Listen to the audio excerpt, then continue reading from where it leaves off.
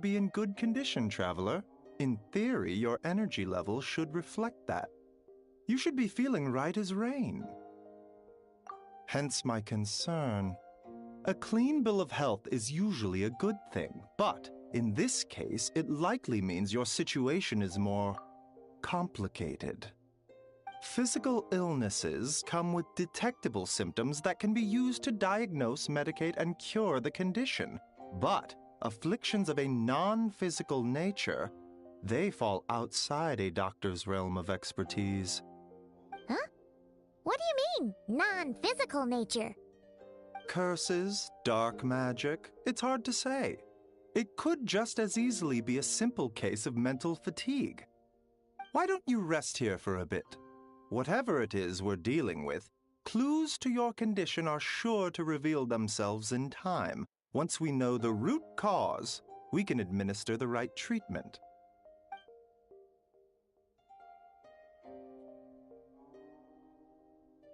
In the meantime, Changsheng and I will review the relevant literature for afflictions that present with mental fatigue.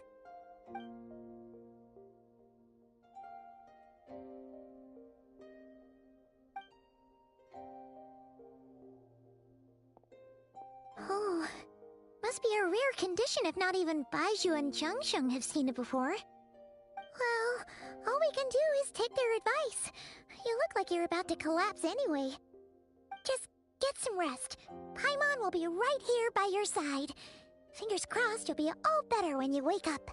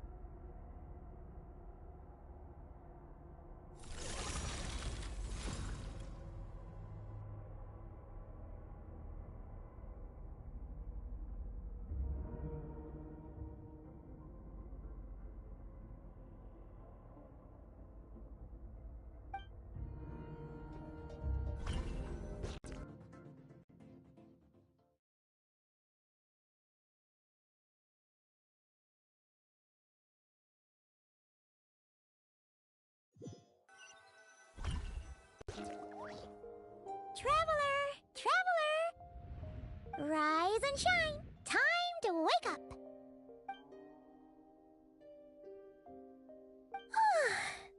For once, you're making Paimon look like an early riser. It's already afternoon. Hopefully all that sleep did you some good. Feeling any better? A cut? What?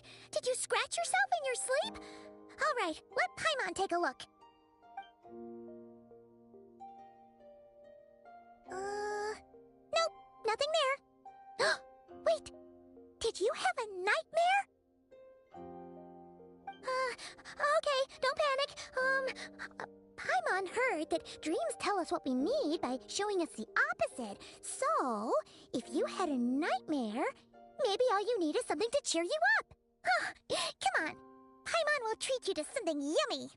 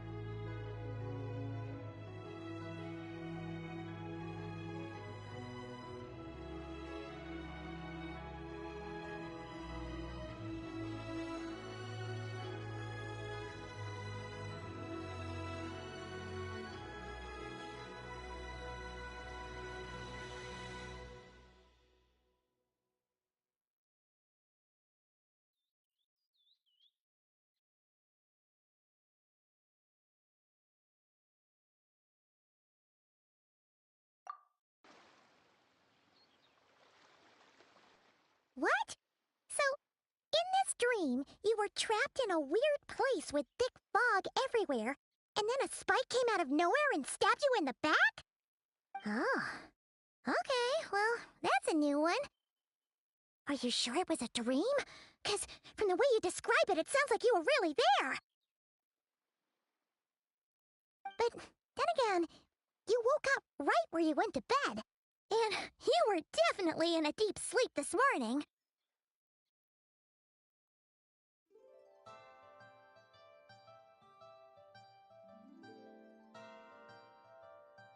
Then, it's decided. Paimon will stay up and watch over you tonight. If anyone tries to mess with you, Paimon will beat him up. Or, wake you up first and then we can beat him up together.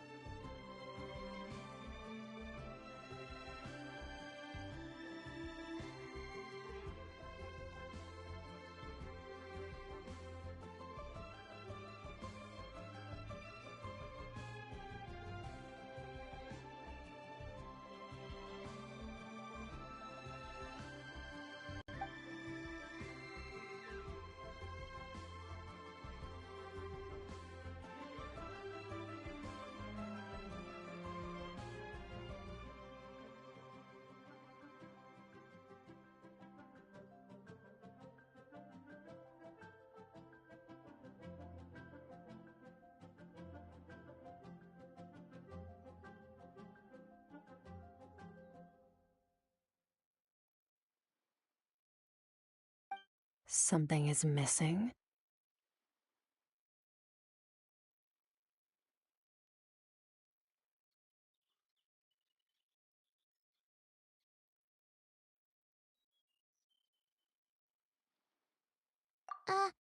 Did you just say something?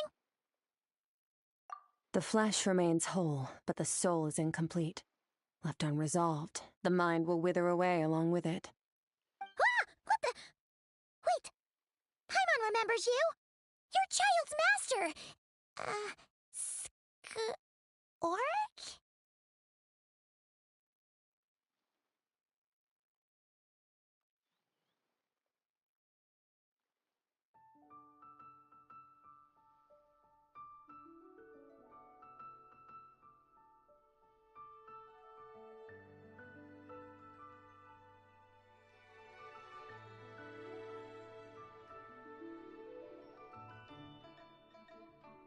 Right!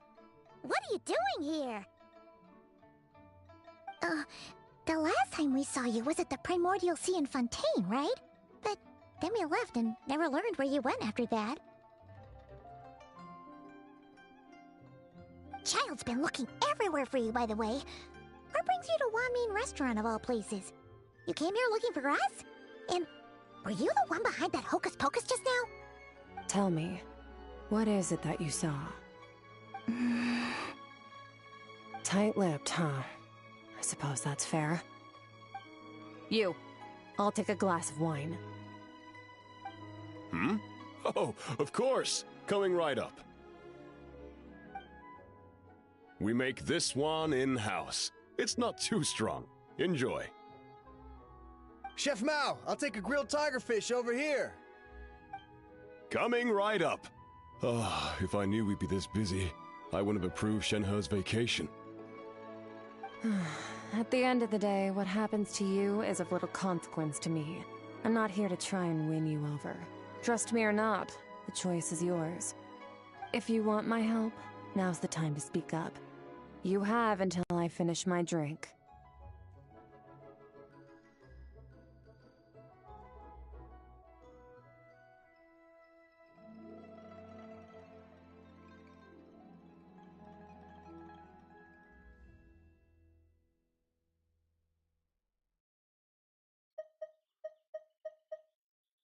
I was investigating an abyssal disturbance in the area and happened to notice you. Part of your soul is damaged, and the wound bears traces of abyssal corrosion. Need I say more? Neither of those things sound good.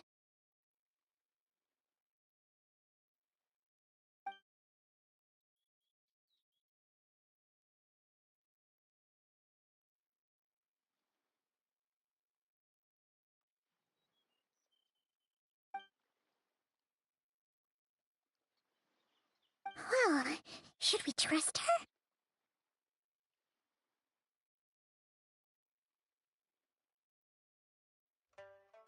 She mentioned an abyssal disturbance. Maybe that has something to do with what's going on with you. But we could always find a different expert on the abyss to help us out. Yeah, and that thing she said about your soul being damaged is scaring, Paimon. Definitely something we should fix sooner rather than later. Skirk's an interesting one, that's for sure. But from what Child's told us, she doesn't seem evil, at least. 1, 2, 7, 10. That'll do. Well, have you made up your mind? What I saw was a dark space, shrouded in a dense fog that wouldn't disperse. So that's all we know, Miss Skirk. Ma'am, can you help us? So, you couldn't disperse the fog. I understand. Come find me in the Guili Plains when you're done here. Oh, and I left cash for the drink on the table. Settle the bill for me, will you? Oh, okay. Huh? She disappeared!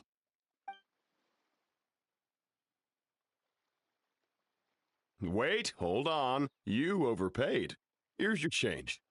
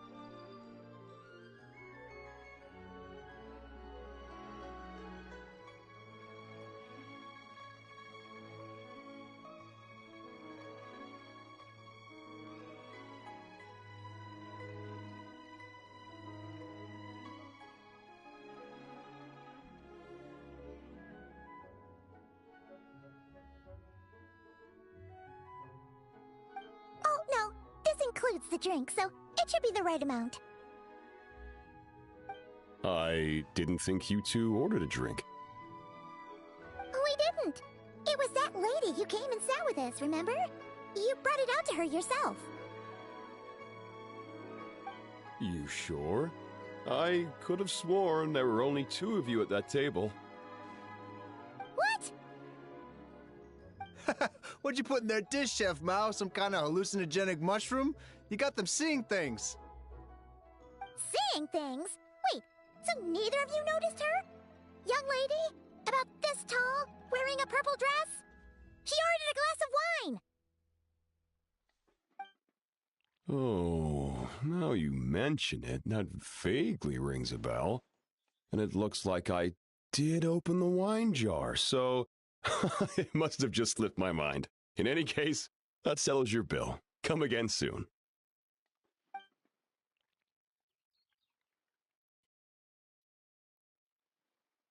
Coming! Okay, what was going on there? It's like they didn't remember Skirk being there at all. Even Paimon was half convinced we hallucinated the whole thing. But that Mora she left for us was definitely real. Oh, this whole situation is giving Paimon the creeps. But anyway, she told us to head to the Guili Plains, right? Let's not keep her waiting.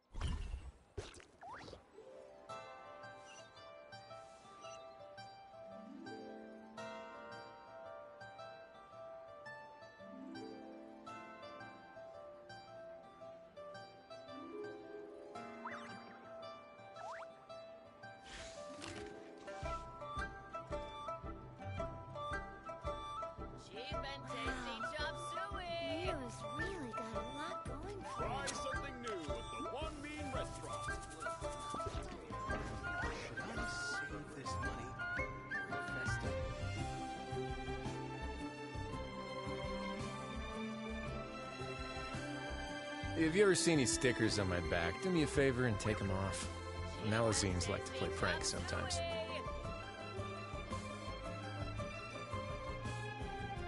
Try something new at the One Mean Restaurant. Leo's really got a lot going for it.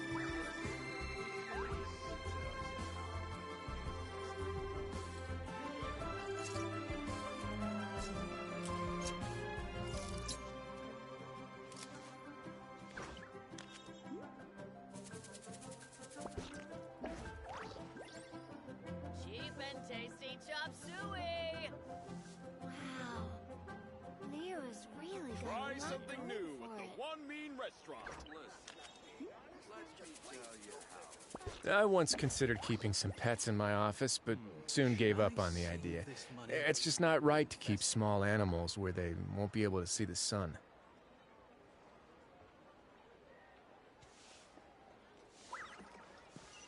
Cheap and tasty chop suey. Try something new at the One Mean Restaurant. Wow. Leo's really got a lot going for it. Should I save this money?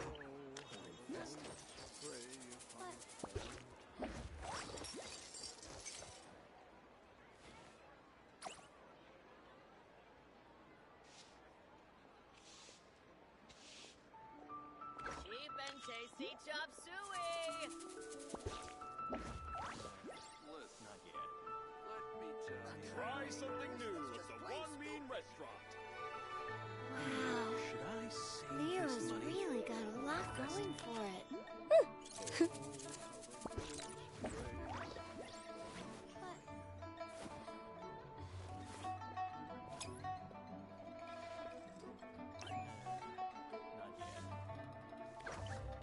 Cheap and tasty chop suey.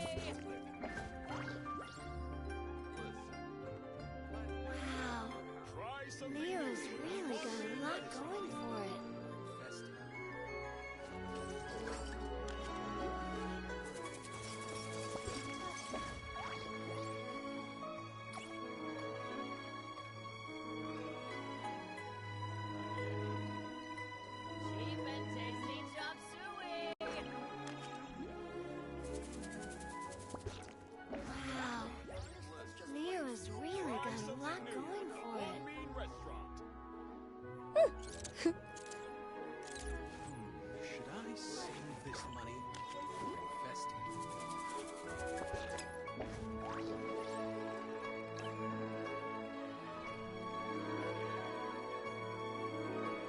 Cheap and tasty chop suey.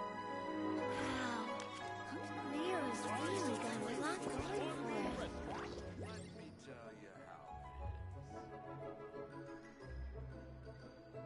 Don't worry. I put enough in charge of all my work for today, so we can go play with Knuckle Duckle. Save this money or invest it? Not yet.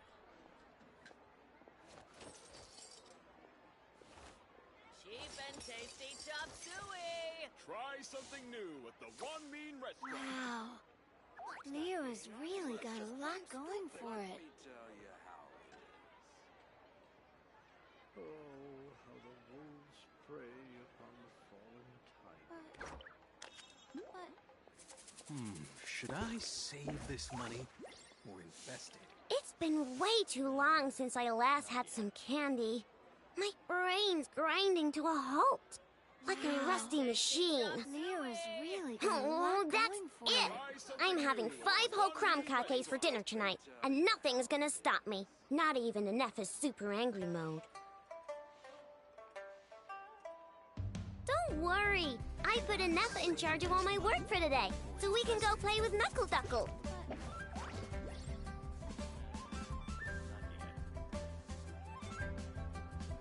Cheap and tasty chop suey. Wow. Leo has really got a lot going for it.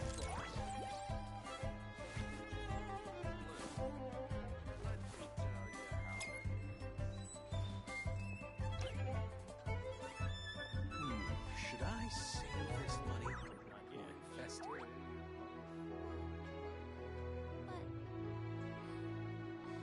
Cheap and tasty chop suey. It's been way too long since I last had some candy. My brain's grinding to a halt, like a rusty machine. Oh, that's it! I'm having 5 whole crumb cakes for dinner tonight, and nothing's gonna stop me. Not even Should enough. I save this money or invest Cheap it? and tasty chop suey. That's not being honest. That's just plain stupid.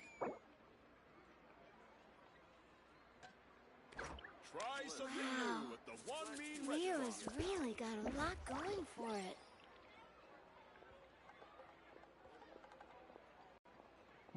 Should I save this money or Cheap invest and it? tasty chop suey. Don't worry. I put enough in charge of all my work for today, so we can go play with Knuckle Duckle. That's not being honest. That's just plain Try something new at the One Mean Restaurant. Wow. Leo has really got a lot going for it. Cheap and tasty chop suey. Should I save this money or invest it?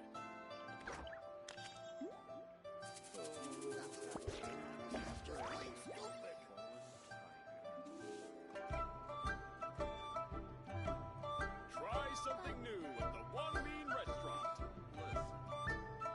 It's been way too long since I last had some Leo has candy. really got a My lot. brain's Should I grinding to a save this halt, money? like a rusty machine. Oh, that's it! I'm having 5 whole crumb cakes for dinner tonight, and nothing's gonna stop me. Not even in Neff's super angry mode.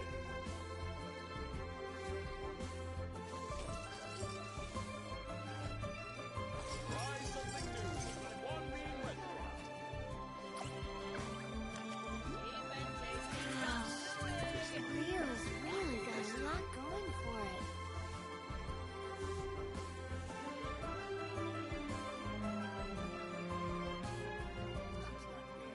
That's just plain stupid.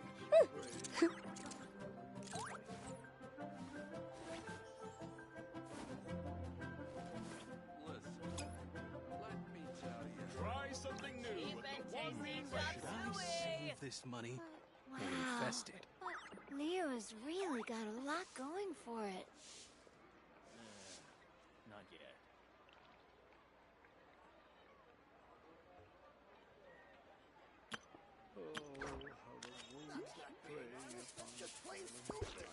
worry. I put Anetha in charge of all my work for today, so we can go play with Knuckle Duckle.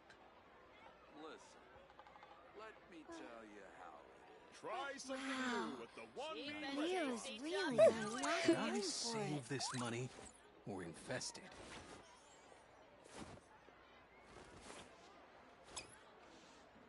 That's not being honest, that's just plain stupid. Oh, how the wolves prey upon fallen tiger. Try something new with the one mean I restaurant. just got a really bad toothache. Why? Enough! Help me! Really got a lot going for it. That's not being honest, that's just plain stupid.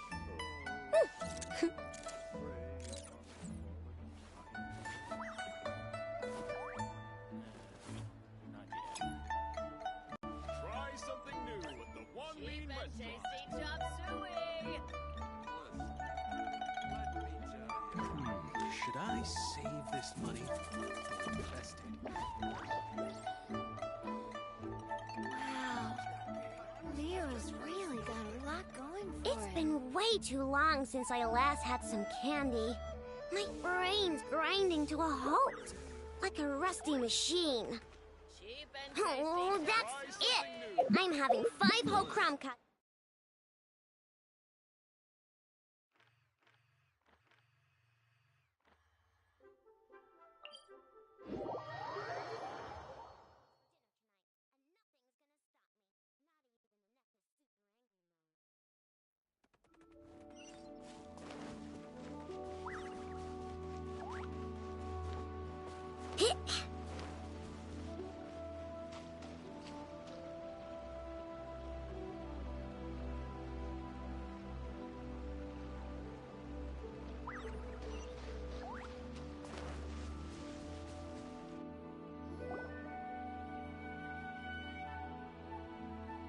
Whoa! What are all these Rift Hounds doing here? Huh. Looks like they're collecting something. Let's go check it out. You on this? I will have order. Solidified. Don't run away now.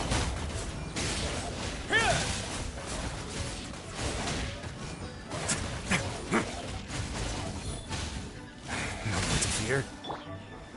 Gather. No claw! Lash attack! This is order. Let's begin.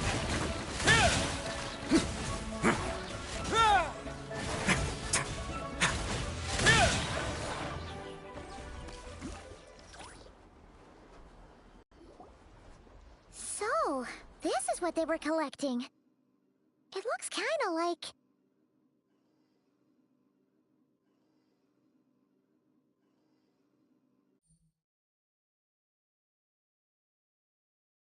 Yeah. What is going on here? From the moment they are born, all beings with great power have an impact on this world. Even if their body is sundered and their soul extinguished, their influence remains.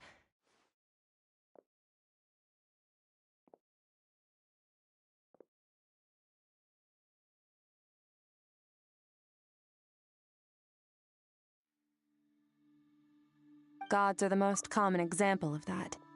The remnants of gods who fell thousands of years ago remain buried deep within the earth, carrying within them a warped will and a dark curse. Together, these remnants form what you call god remains, and it appears that some of those What are you doing? Nothing! Just wanted to make sure you were... real? She's definitely not a ghost traveler. Paimon poked her, and she's solid. Your life hangs in the balance, and that's what you're fixated on? Strange set of priorities. It was just a trick to avoid being perceived. If someone notices me, those memories are erased. Simple as that. Unlike you, I have no desire to establish a connection with the world. The weak and the lowly have no right to remember me. They're lucky they only have a few missing memories to show for it. Now, can we please get back on track? Okay. Where were we? Right. The god remains. So, basically, there's now less of them here than there used to be, right? Isn't that a good thing?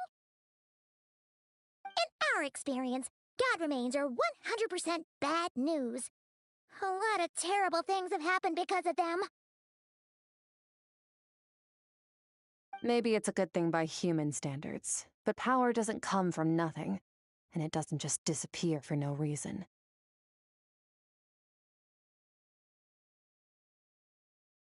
The remains aren't just gone, they were taken. Very clever, Traveler. You aren't the only one who had something taken from you. There are victims like you everywhere.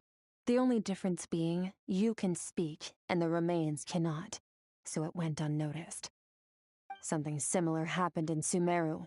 Within the span of one night, countless consecrated beasts were slaughtered, and a large amount of the god remains buried in the desert went missing. Of course, god remains are just one of the targets.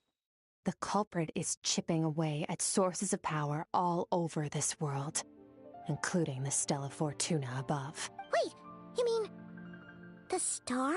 Mm-hmm. 42 of them have died out in the past few months alone. In Conria, people believed that powerful individuals have corresponding Stella Fortuna. Even should that individual fall, their Stella Fortuna would not disappear, but gradually evolve into a new constellation. Yet now, stars are disappearing from the skies entirely, and it's not hard to deduce what's happening to the power they contain. Something has been leeching power from this world like a parasite steals nutrients from a host. And now, it's no longer satisfied with the remains of the dead. It wants you. This time, it only took a fragment of your soul. But next time, there's no telling how far it could go. No one knows. All I know for certain is this. Getting back what you lost will not be easy. Considering how much power this entity has stolen, it must be a god-level being by now at least. But that's not the real concern. Souls are fragile things, and yours could easily be crushed if you go up against it. So you're gonna help us, right? We're going to help each other. You are my ticket to uncovering this thing's true identity. Well, great! You seem super strong, and you know a lot about the Abyss, so Paimon will take it. Don't get all mushy on me. All I'm doing is helping you get back to normal after a sudden crisis. And I should warn you, getting mixed up with me can have unforeseen consequences. We're on very different journeys. You don't want to be in my debt, trust me. You help me uncover the truth behind this entity, and I'll help you recover what you lost. This is a transaction, that's all. You would do well to remember that. Now, come along. Yeesh! You'd think she'd be a little friendlier since she's agreed to help us. But nope, she's just like when we met her in the primordial sea. So cold. Well, whatever. If that's how it's gonna be, then she doesn't deserve our friendship. What she does deserve is a super embarrassing nickname. Ah! Paimon's got it! Frosty the Lavender Melon! Serves that ice queen right! Anyway, the important thing is that we get that piece of your soul back. So, let's follow her and see what sort of plan she's got.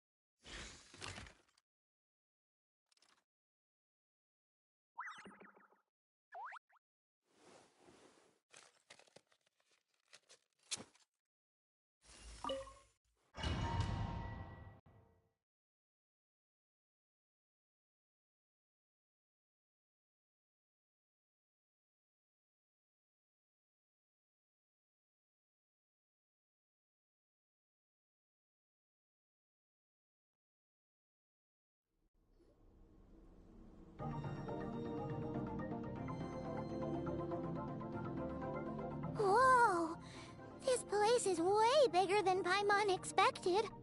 Where are we? This is where I live. I suppose it's the closest thing I have to a home here.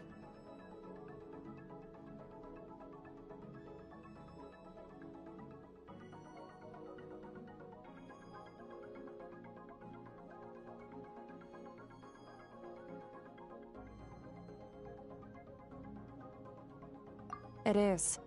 I brought you here because time flows differently in this place. I don't know how much Ajax has told you, but when he fell into this space, I mentored him for 3 months. In that time, only 3 days passed in the outside world. Ajax? Oh, right! That's Child's real name! Yeah, Paimon remembers him mentioning something like that. So, a month here is equivalent to 1 day in the outside world? That should mean we're safe from that power-hungry soul snatcher for now, right? Yes, well, I didn't bring you here just to show you around. In the outside world, the Traveler could be attacked at any moment. But coming here has bought us quite a bit of time. Now, we just need to figure out how to investigate that place you saw. The one full of fog. Both your description and the abyssal disturbance I felt point to that space having some connection to the abyss. It could even be a domain similar to this one. The thief who stole that fragment of your soul is hiding there. But the abyss is a chaotic and turbulent place. If we want to pinpoint their location, we need to see what that space looks like without the fog. Abyssal power can grant a special form of sight. Have you ever wielded abyssal power before?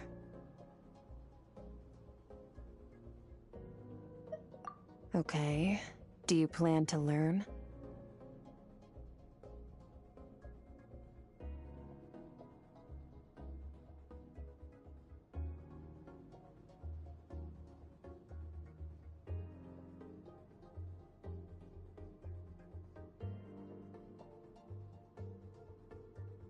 That tracks.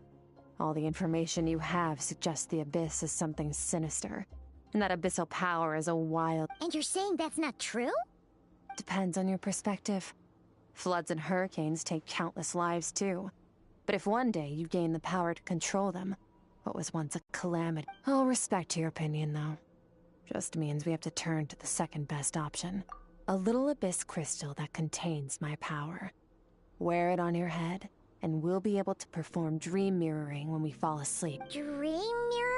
It means experiencing whatever the other person is dreaming. Everything they see, think, and feel. Since you haven't studied the art of using abyssal power, and have no plans to jump in the deep end right now, I'll have to do the investigating for you. With dream mirroring, every time you slip into a deep sleep, I'll see with my own eyes whatever scene plays out in your mind. Then, I can guide you through the dream environment, and we'll take back what was stolen from you. Huh. You make it sound so simple. Tough to say. This is an unprecedented situation for both of us. Even assuming we do manage to find where this entity is hiding, like I said, getting your soul fragment back won't be easy. To play it safe, I need to give you some special training first. Wait, you're gonna teach her some of your martial arts?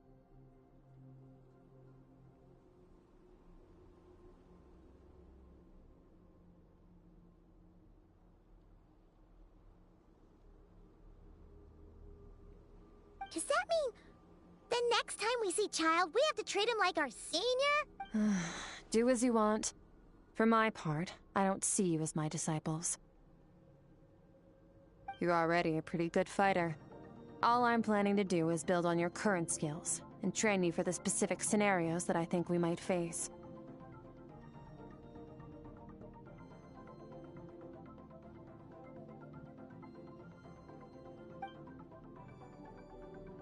But that's enough talk. If you're ready to do this, then come with me. Time might be more lenient here, but that's no excuse to waste it.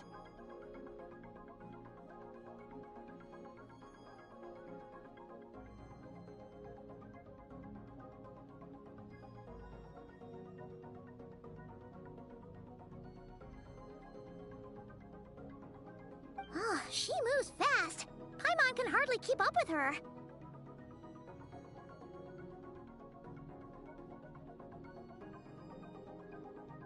So, special training, huh?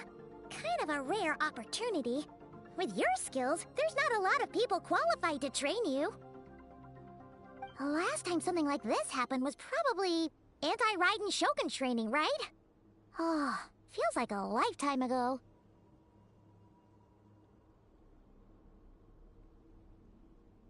Skirk seems pretty strong too, though. Remember how she said that the all-devouring narwhal was just her master's pet?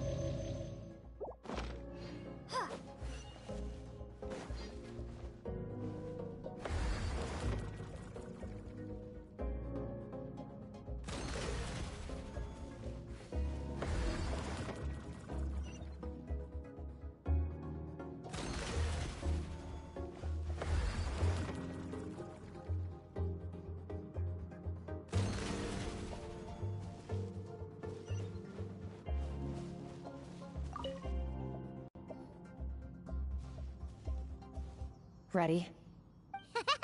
Bring it on! Your training will be split into 3 stages. Testing your blade work, elemental abilities, and reasoning skills. We'll start with blade work. You're no rookie in this area, so I won't bore you with the basics. During your long journey, you've no doubt sparred with a lot of talented sword fighters. Consciously or not, you will have picked up all kinds of techniques from them.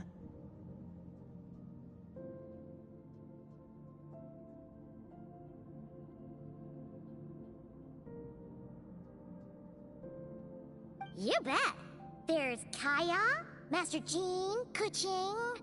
Oh, and Kazuha, Ayaka. Yeah, we've met sword masters like you in every nation we've been through.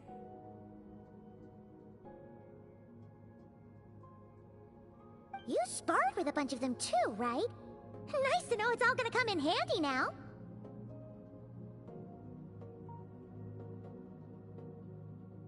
Don't get too smug.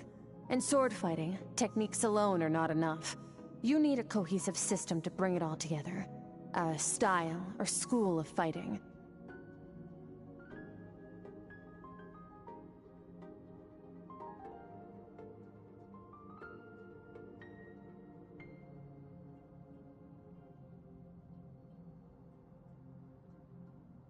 To use the human body as an analogy, your style is your skeleton, the foundation, the framework. Techniques are the muscles and other flesh attached to the bones. Improving your sword fighting is like growing that body. If your frame got bigger and taller, but you didn't add any muscle mass, you'd be weak and flimsy. Then again, if you packed on pounds of flesh without a big enough frame to support it, you'd end up bloated and unwieldy. You need to do some introspection. Take a good, hard look at your past experiences and figure out which parts of what you've learned are just techniques, and which parts can be used to form your own system of blade work. Only then will you get the full utility out of all your thoughts and observations along the way. Only then will every strike you deliver make perfect sense. Wait, is that it? Paimon thought you were gonna teach her some cool new moves. Like when you went swoosh and opened a tunnel to another place.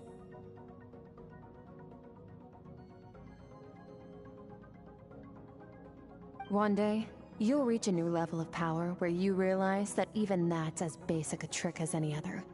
But right now, there are no shortcuts in the pursuit of power. Failure is your best teacher, and rigor is your coursework. That's all I have to say. Time to make a start. Train until you're satisfied with yourself.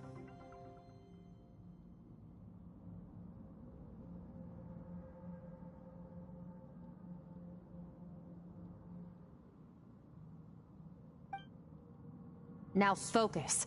Destroy the crystal columns as swiftly as you can.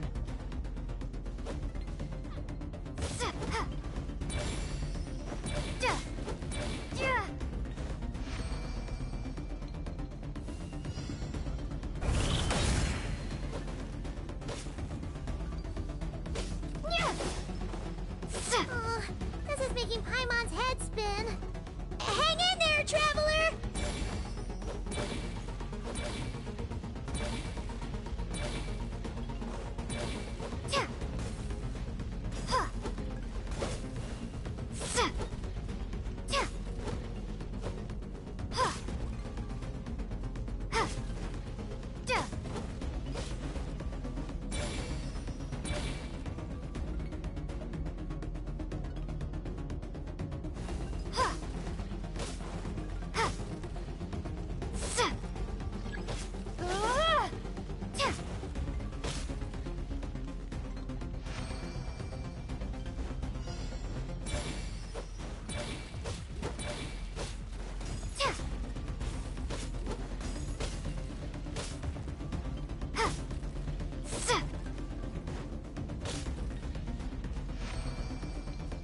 Stay calm.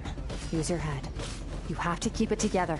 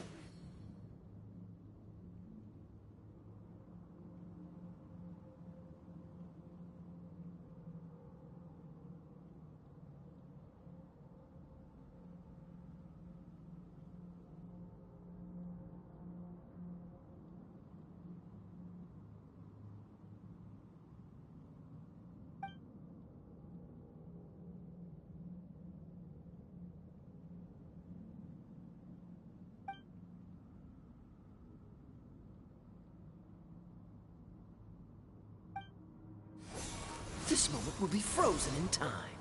Cut to the chase. Consider a moment of true mastery that you've witnessed in another person, and ask yourself, what lies beneath the surface? What's their guiding philosophy? What's their state of mind as they maneuver their weapon? Now take that and practice it right away with speed, skill, and strength, over and over, until your hand is one with your mind. This is the only path to true growth. Step on up! Dance with the waves!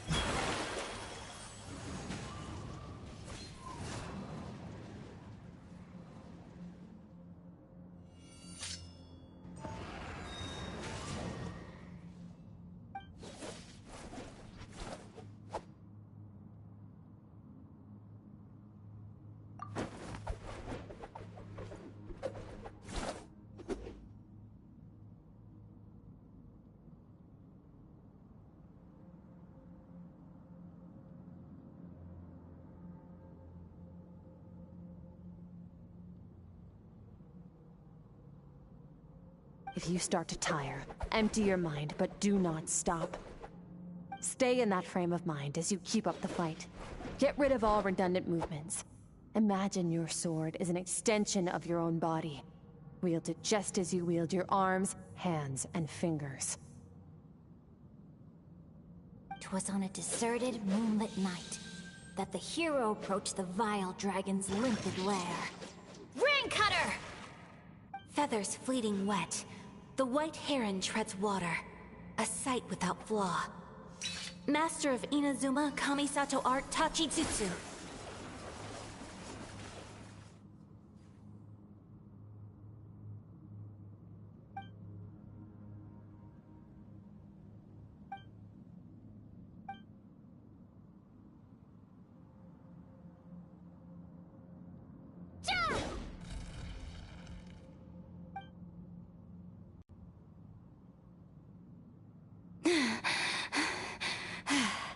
Huh.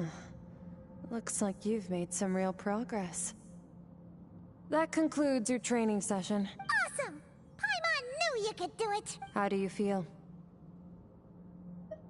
As you should be. Time flies when you're training hard. You've actually been going for several days now with no rest. Yeah. Meanwhile, Paimon's had a whole bunch of naps. But you were so focused, she didn't want to interrupt you. Go get some sleep. I'll be doing the same very soon. Let's hope you see that foggy place in your dream, so I can get this investigation over and done with.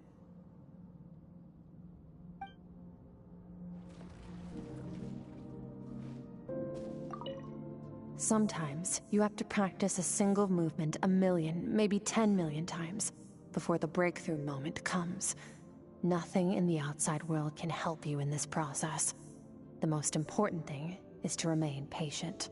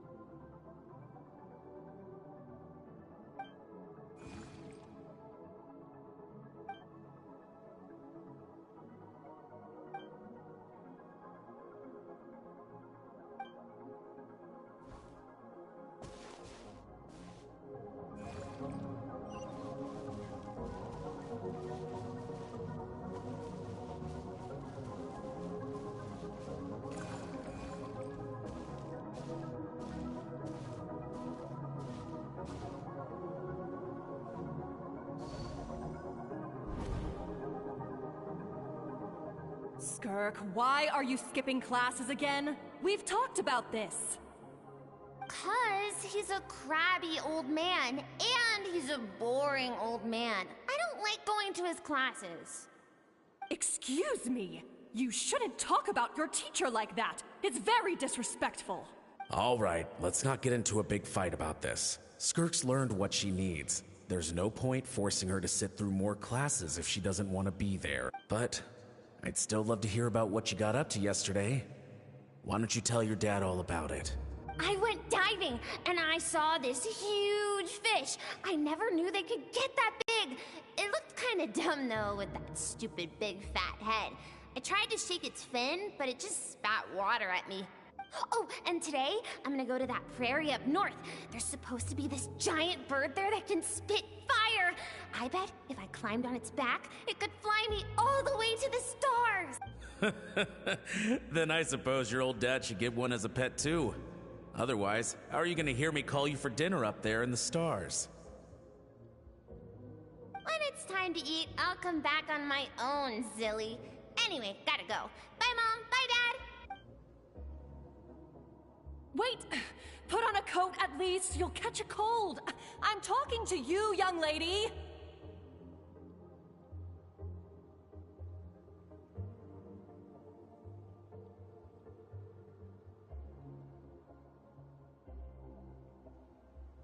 You spoil that child, you know. Ever since that merchant ship arrived, she practically lives outside. Always going on about exploring the beyond one day, whatever that means. Let the kid do what makes her happy. Besides, we both know you're all bark and no bite. Come on, our little adventurer is gonna be hungry when she gets back. Let's get started on dinner.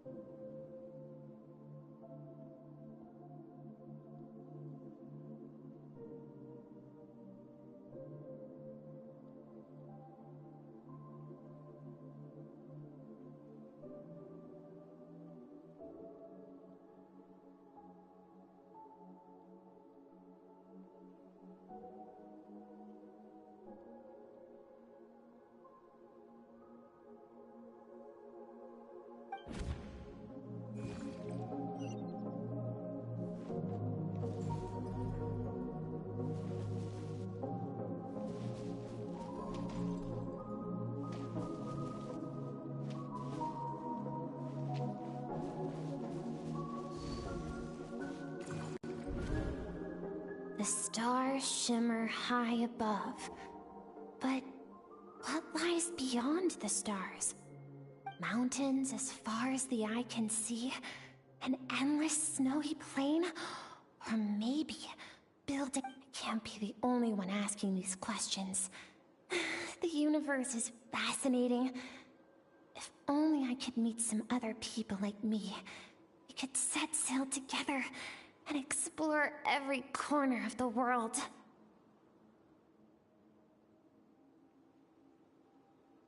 I'm sick of being a kid. There's so many amazing things out there, and I'm ready to see them all.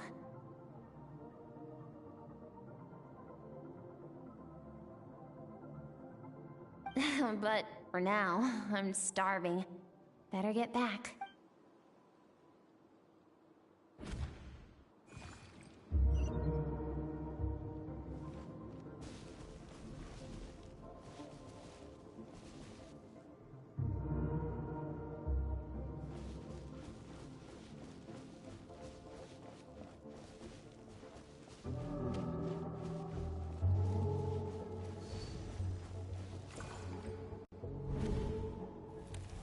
Don't let a single one of them get away! No, please, spare the children! Stay back! They're coming!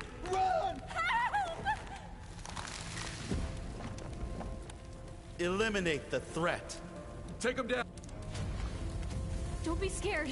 Ah! This way! We'll never make it! Fire. There's fire everywhere. What happened? I told you we shouldn't have trusted these outsiders!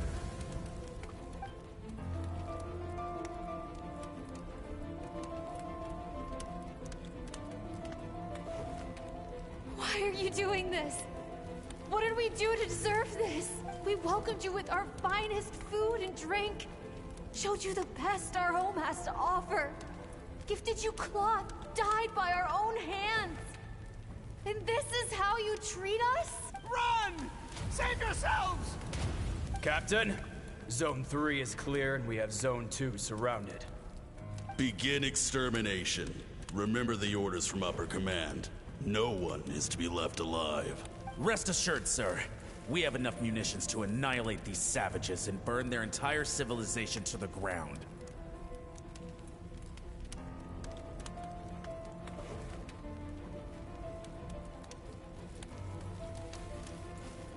Good.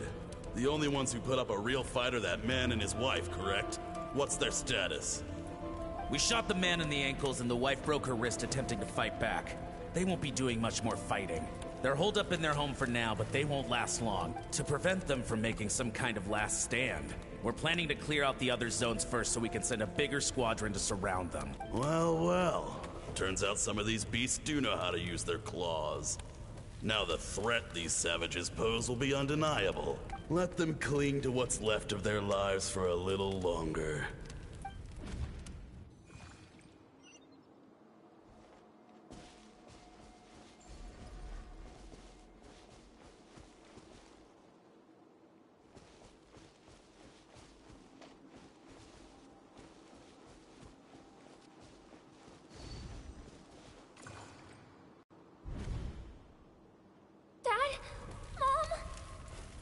Skirk, you're all right?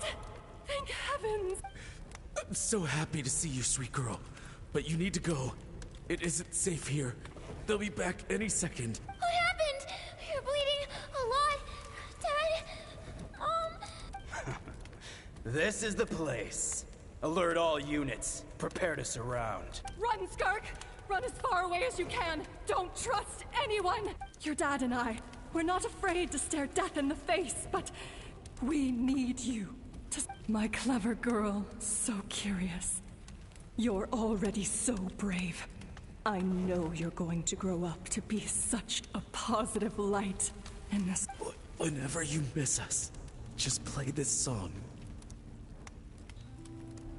Remember, life is a gift. Don't let darkness claim it. Break down the door! Look what we have here. A savage that can pluck a tune.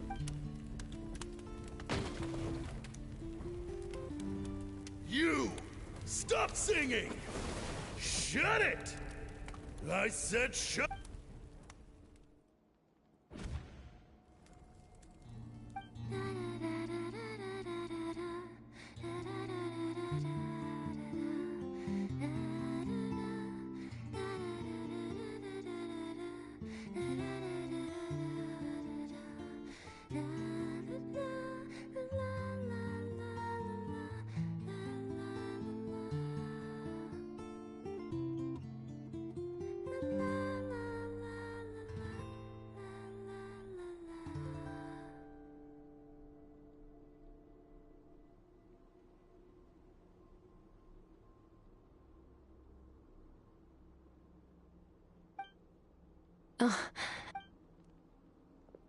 I found a few clues while you were asleep, but it's only a start. Now, time for the second stage of your training. This time, the focus is elemental energy. Come find me when you're ready to be...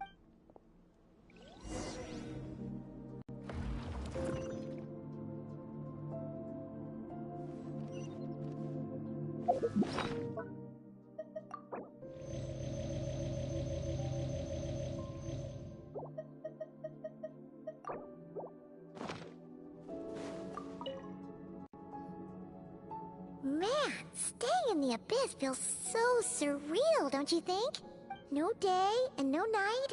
It's like time hardly exists. If we weren't careful to keep track, it feels like we'd have no idea how long we've even been. Well, except for the fact that Paimon still gets hungry like clockwork. You go do your training. Paimon's gonna grab a bite.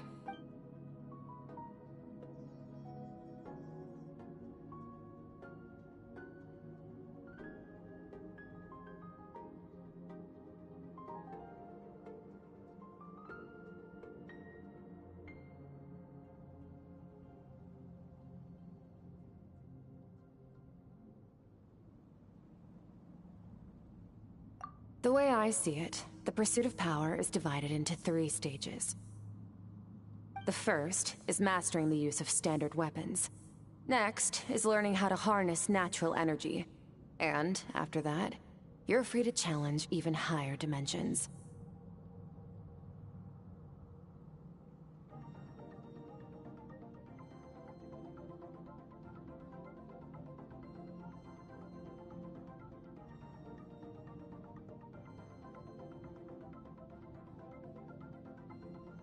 The natural energy of Teyvat is, of course, elemental energy.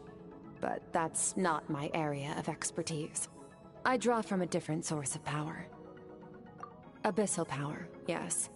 Also known as the power of the Void Realm. My master, Sertologi, is a true expert in that area. After all, he was one of the group of 5 that infamously stole the all-encompassing power of the Abyss. An act for which the people of Conria gave them the epithet, the 5 Sinners.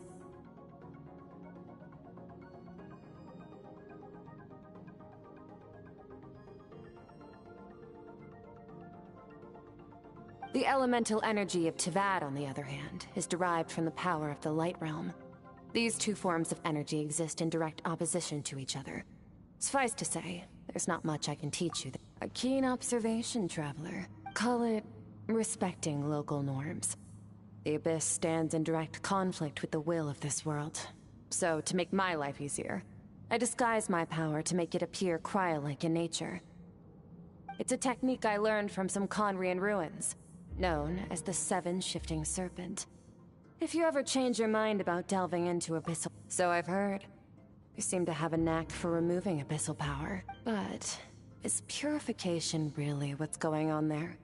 Like I said, power does not simply disappear. Just thinking out loud. Let's focus on your elemental training. That's what's gonna... True growth comes from adversity. But only if you make the choice to pick yourself up again every time you fall. So, it's time to push yourself to the limit, and then keep pushing. This is the only way to advance at pace.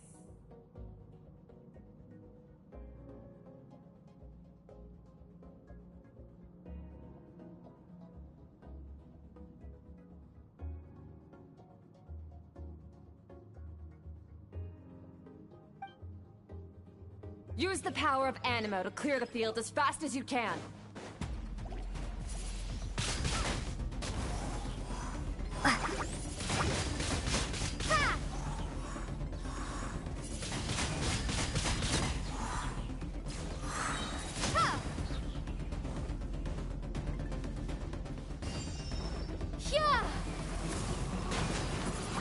Windblade!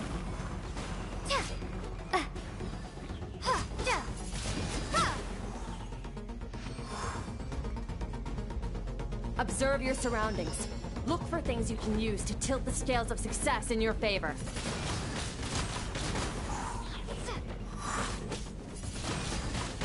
Windblade! Prepare to be blown away!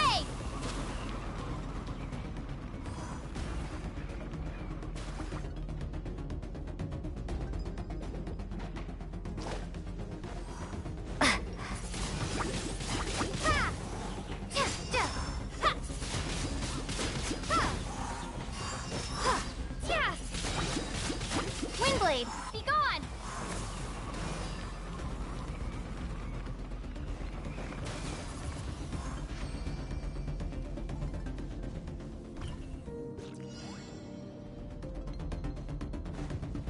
Use the power of Hydro to destroy the spikes. Water jet!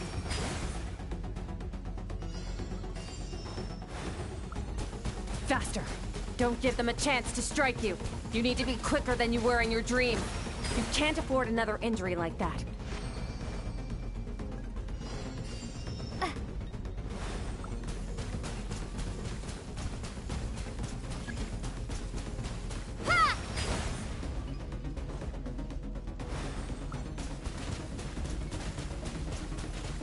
Water jet!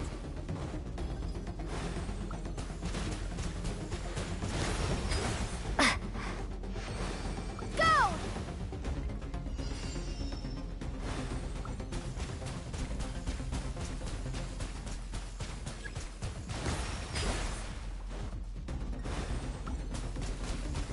Water jet!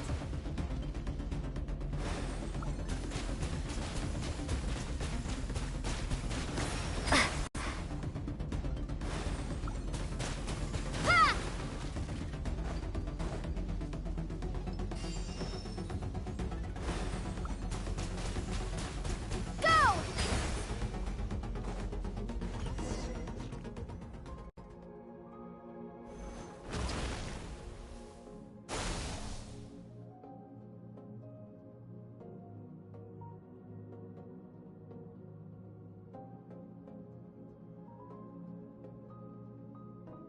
You need to understand what makes you special. The ability to wield elemental energy without a vision and switch between the elements at will. It means your aspirations need no approval from the gods. Your power is not bound by the rules of this world. So be bold. Do not be afraid to chart your own path.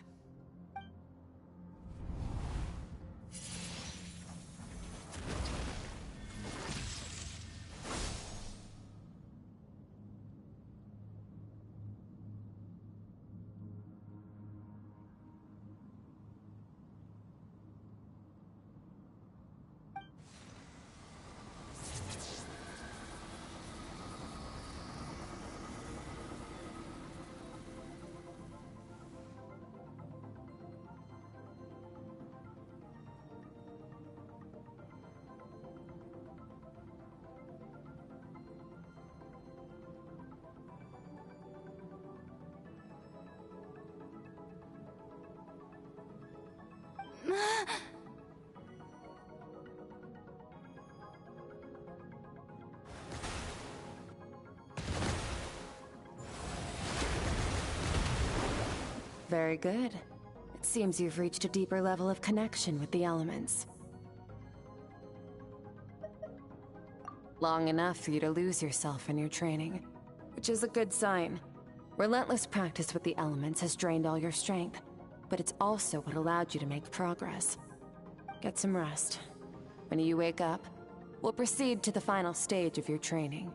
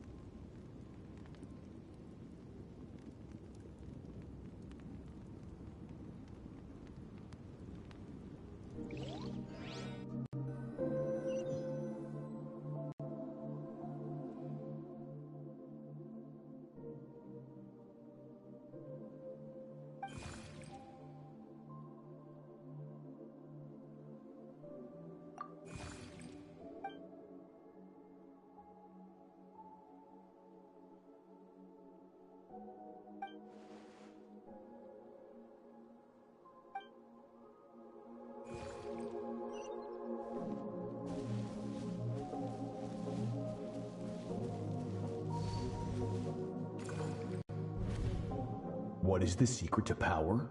Longing. Hatred. Self-preservation. No. It is fear. The fear of losing those you love. The fear of watching your home burn. Fear of loneliness. Fear of death. Fear is the source of evolution. It forces humanity to adapt to their environment and overcome hardship. It is in the process of prevailing over our fears that we surpassed first ourselves and then the rest of the world. That fear is now part of you. It calls on you to evolve. And it is time to answer.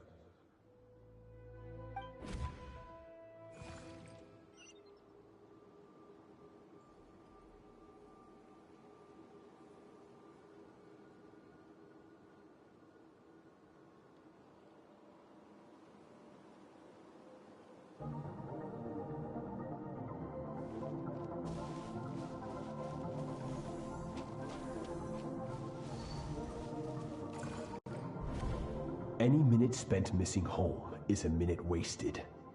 Practice your sword work instead. Do not make me tell you twice. But, Master, I can barely lift the sword anymore. If I keep going, I feel like my wrist is going to break. So it has not broken yet. Then pick up your sword and keep practicing until it breaks. I want to hear the cracking and splintering of bone. After all, bones can always be reset.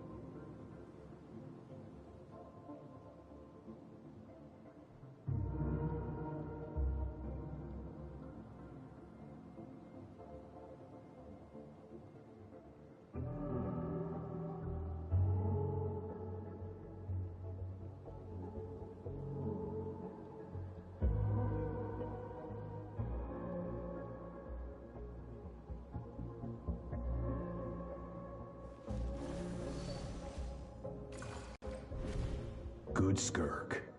Once again, you survived. How do you feel? Cold and pain. These are signs that you are adapting to the abyss. Each time the flesh is torn and the spirit crushed, each time you claw back from the brink of death, you become stronger. I now understand why these people sought to destroy your homeland. Your potential goes beyond even what I could have anticipated.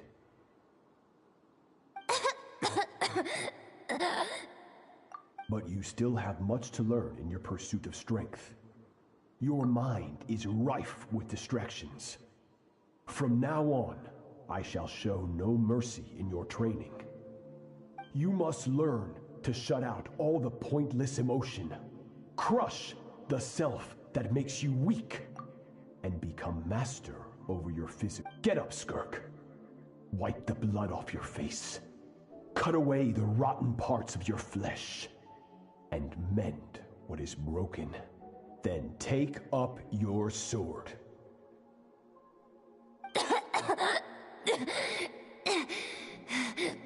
Yes, Master.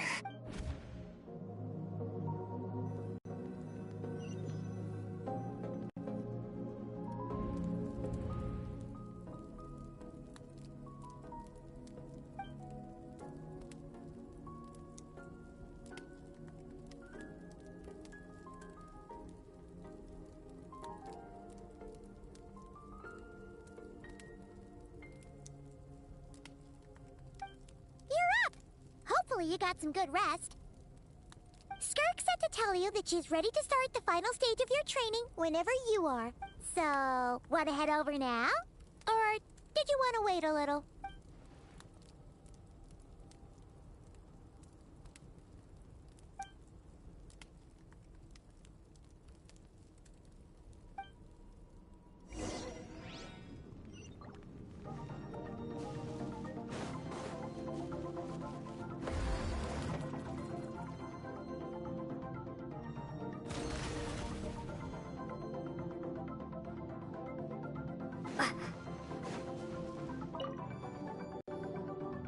From your training so far, you have gained better command of the sword, and more control over your elemental abilities.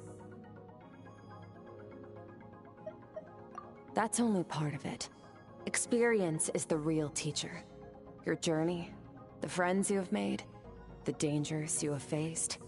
These have taught you more than I ever could. Now, it's time to focus on how you react under pressure. You must be able to think rationally, even in unpredictable combat situations. Ready?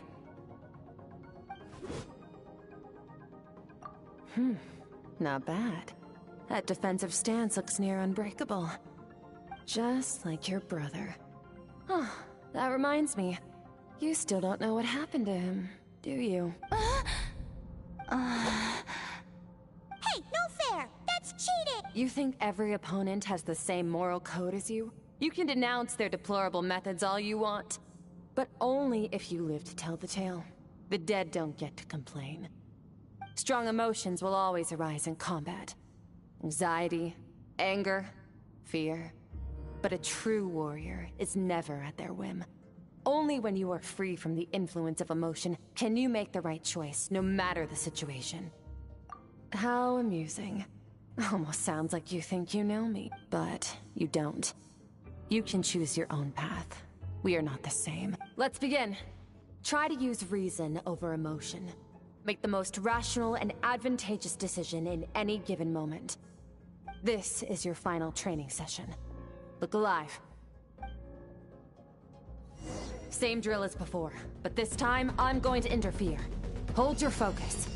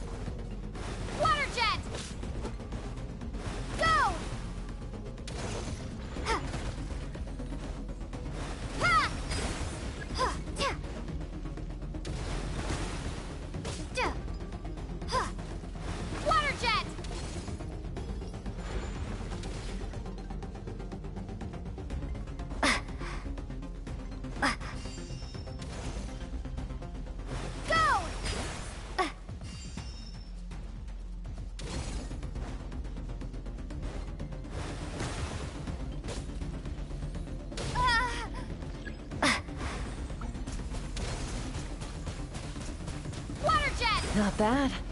Better than I expected.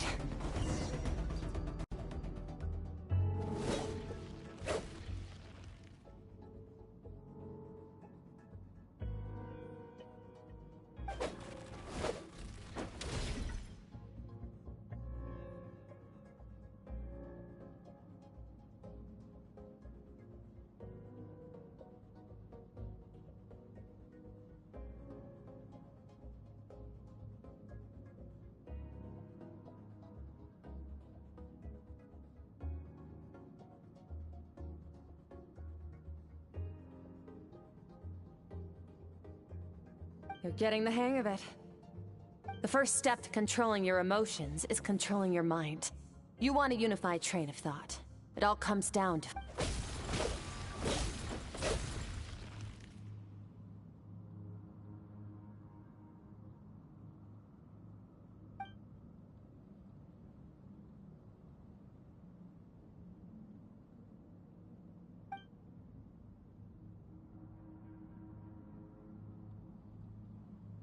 Your mind is rife with distractions. From now on, I shall show no mercy in your training. You must learn to shut out all the pointless emotion. Crush the self that makes you weak, and become master over your physical form.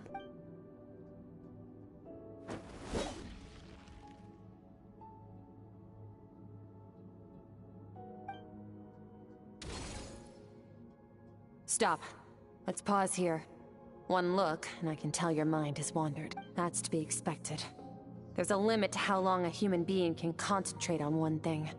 Staying calm and focused sounds simple in theory, but in practice, it's more demanding.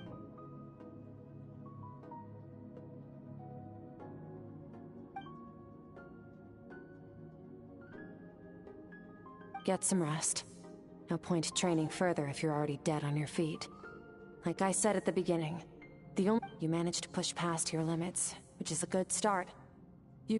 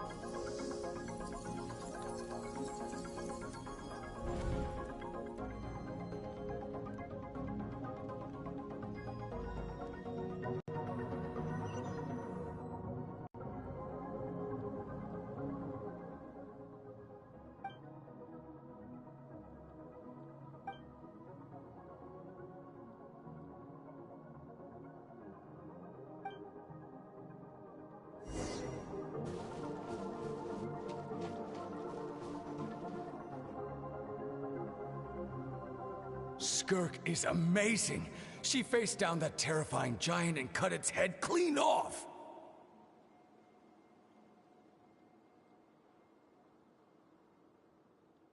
Oh, she got hurt though, didn't she? Yeah, well, that's a given. But the moment she was on the mend, she got right back to practicing her sword work. I heard Master suffered a grave injury once too. Lost an arm and a leg and still came back stronger than ever. Skirk's becoming more like him by the day. Incredible. I wonder if I'll ever reach their level. They're always so resolute, so unshakable.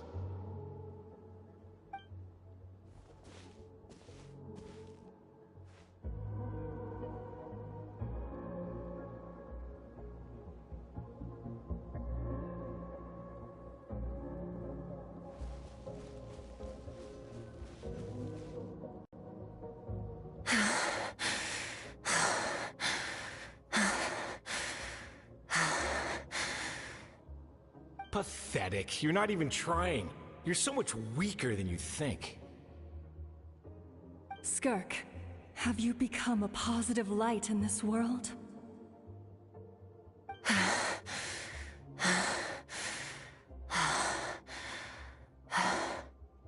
Do you even remember how many of us perished in that fire? How many bodies were left to rot on the scorched earth? Yet you alone live on. Keep your gaze fixed on your blade. You don't deserve to rest. I have so many questions. I just want to jump in a spaceship, explore the whole universe, and get answers from the stars. I just need to wait till I'm grown up. Then, I can do anything. Now, you must bid farewell to who you were in the past, and become someone stronger. Run! Skirk! Run! Only death awaits us here. Keep...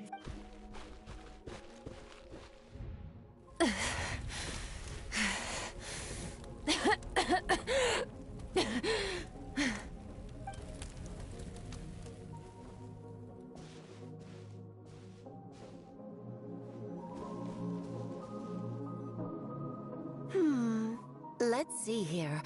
First things first, you need a new identity. Going around telling people you're from somewhere beyond the stars won't do, now will it?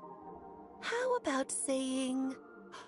you hail from beneath the earth instead? As the Conrian saying goes, venturing out into the universe and down into the abyss are the same in that both are braving the dark unknown. Well, I'm a visitor on this planet, so I'll follow the rules.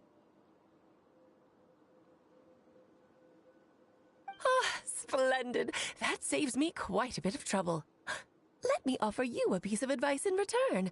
Although it might not be what you are. I know the pursuit of strength is important to you, but taking a moment for yourself every once in a while is never a bad idea. Ignore her existence for too long, and there will come a day when you can no longer hear her voice.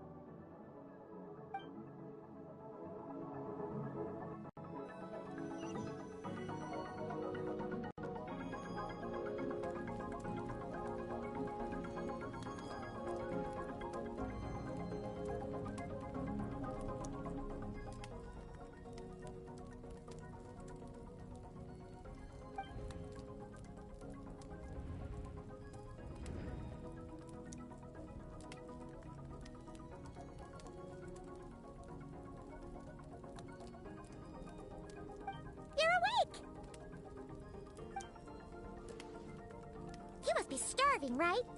Ta-da! A barbecue feast just for you! Of course you are! That's why Skirk and Paimon got this all ready for you. Dig in, before it gets cold. Ah, well, if you're around someone long enough, it's bound to happen. Plus, Skirk can cook. So, Paimon decided she can forget the whole Ice Queen thing. Paimon's not one to hold a grudge. Here's an idea. Let's save the chit-chat until after the meal.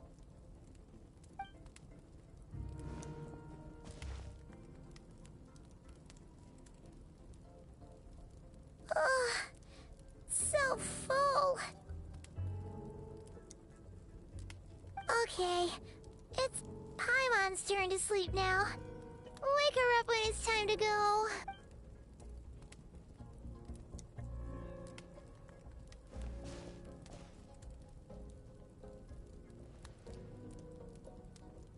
I have good news.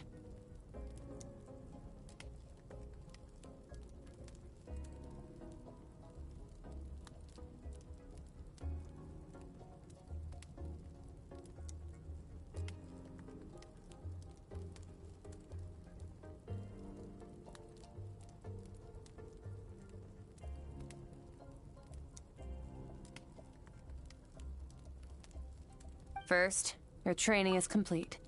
You have what it takes to wield immense power. Now it's just a matter of putting it into practice. Continue to learn from your journey and hone your skills against formidable opponents. Second, I've located the culprit we've been searching for. Next, we just need to retrieve the missing part of your soul, and our business will be concluded.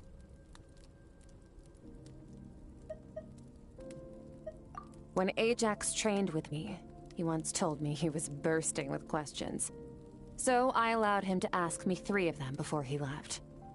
You and I may never meet again, Traveler. So if there's anything you want to add...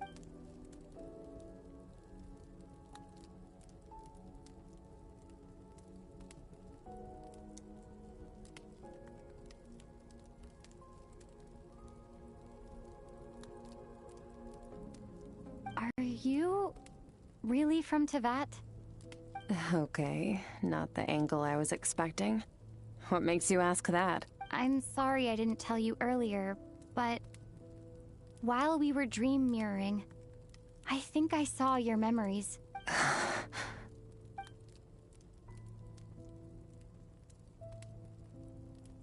I knew that was a possible side effect. Closed off my mind to you for that exact reason. Even with the dream mirroring, you should have seen nothing but endless darkness.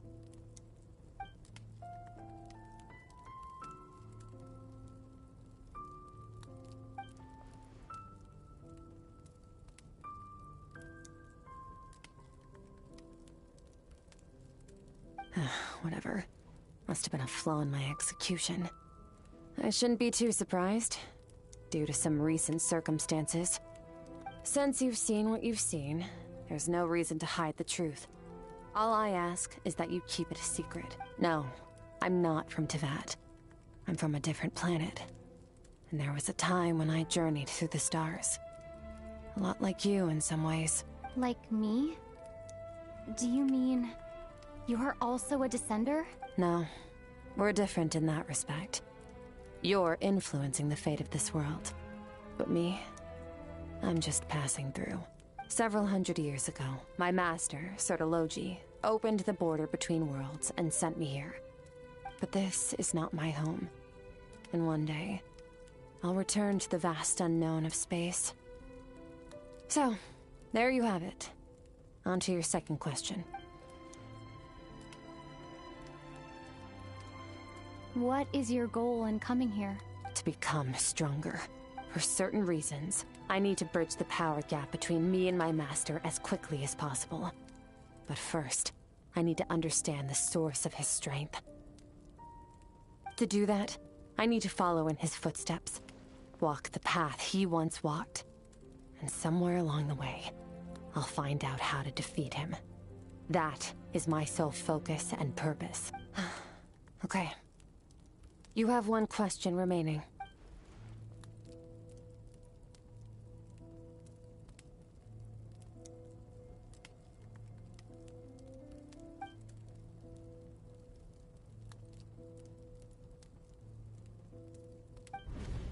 You make it sound so easy. Ever since the incident I experienced there, I've never... But it's been years now, and I've still found... Well, your last question? You know Child is looking for you, right? Are you gonna let him see you? Ajax. His situation is different than yours. Before you ever crossed paths with me, you'd already encountered many formidable people, studied their techniques, and developed your own skill set. So, during your training, all I had to do was build upon that foundation. But Ajax was so young when he came to me. A complete blank canvas. Children can't help but imitate their role models. In the long run, that would only hinder his growth. Once Ajax has enough strength in his own right, I will allow us to meet again. Until then, let that motivate him to reach his full potential.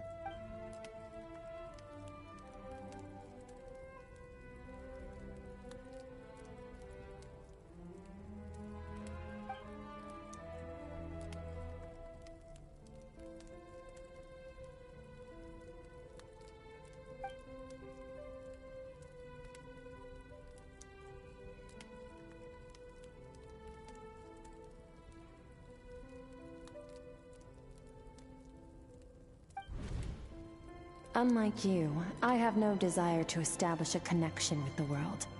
The weak and the lowly have no right to remember me. They're lucky they only have a few missing memories to show for it.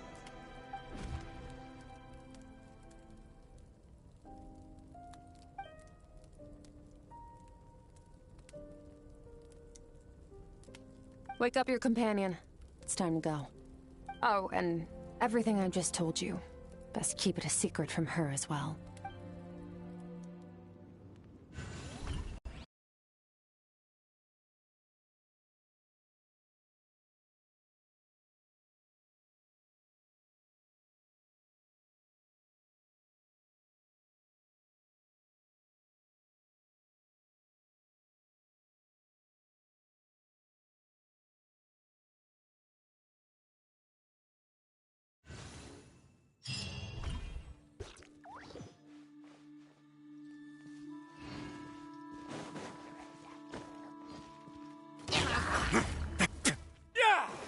Stay cool and face your guilt!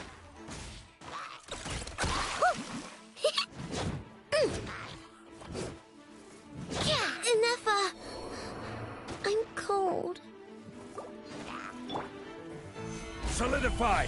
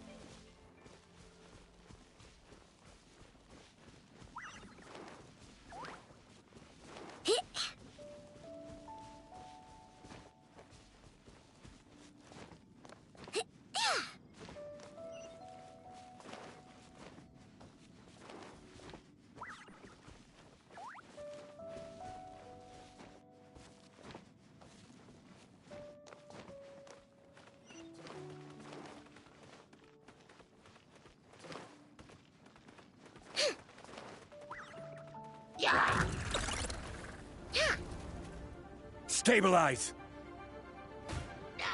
A moment, please.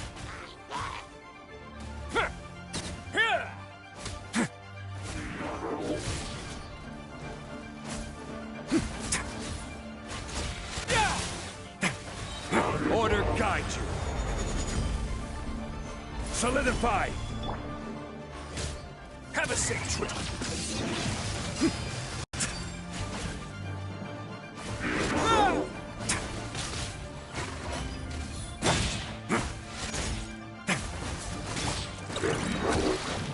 Look, a rainbow!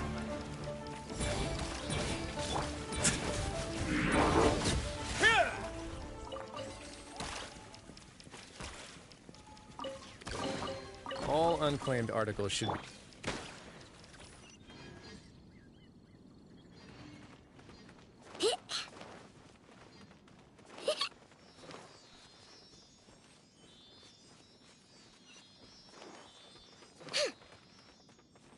what you got.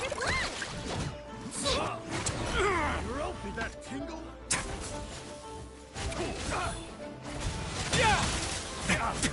I will have order.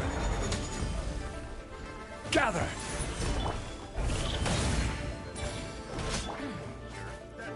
Stay cool. Face your guilt. A moment, please. Ding dong water bomb! Chew on this! The wrong test subject.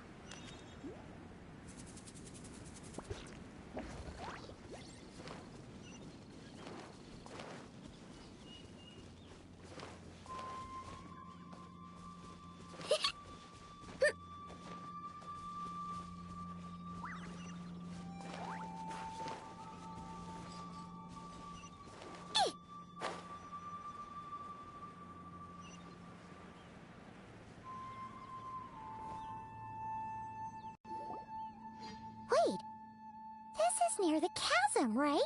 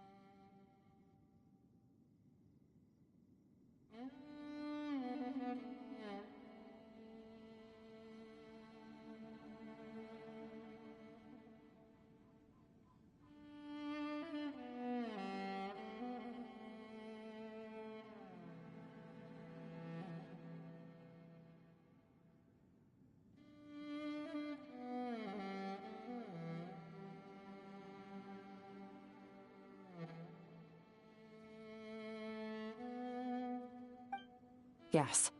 If we enter from here, we'll be able to reach that place from your dream. You have some experience with abyssal domains by now, but still, this is someone else's territory. Best to proceed with caution. Don't worry. Paimon's an expert at hiding behind other people for safety. Oh, but, that means you need to stay safe, traveler.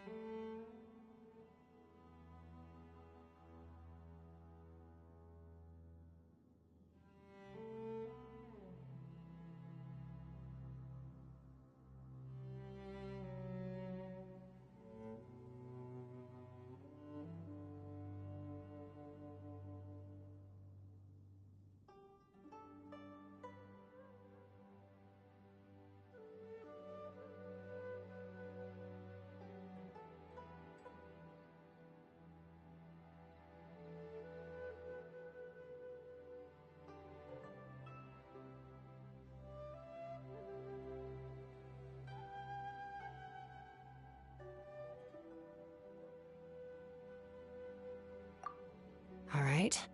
Remember your training. Time to put it to use.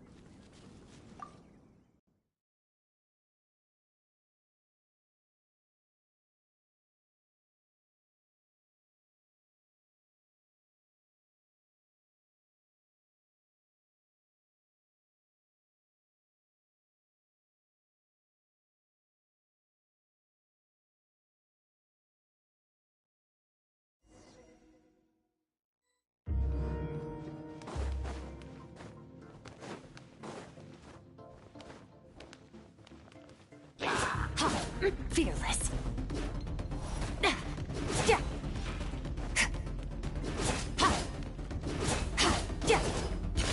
Paradigm shift. Fearless.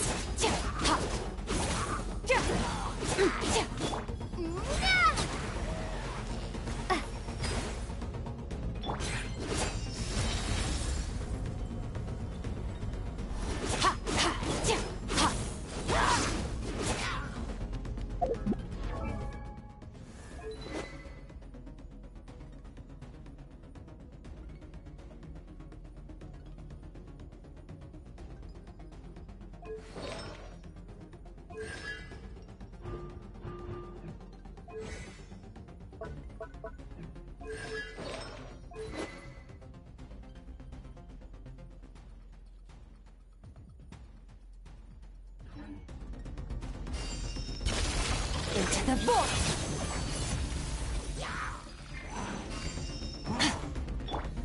Water jet!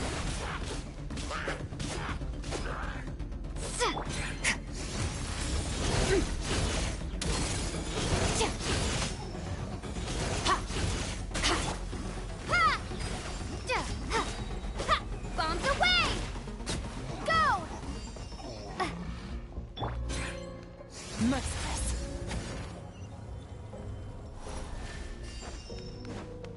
Whoa! Look at all these spikes! Careful! Don't get hit! You know what? Paimon's just gonna float behind you. Come on, you got this!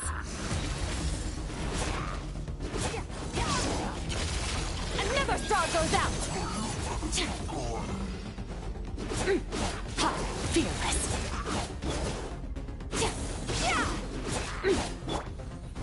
Water jet! Hey, what are you two doing here?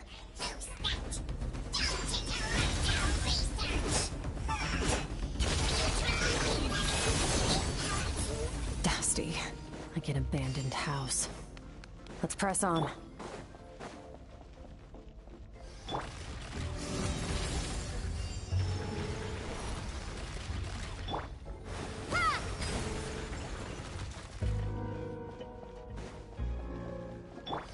Fearless.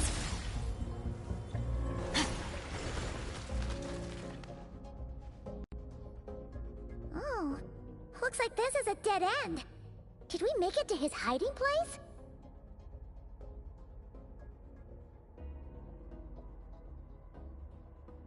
Ugh, this fog is making it impossible to see anything!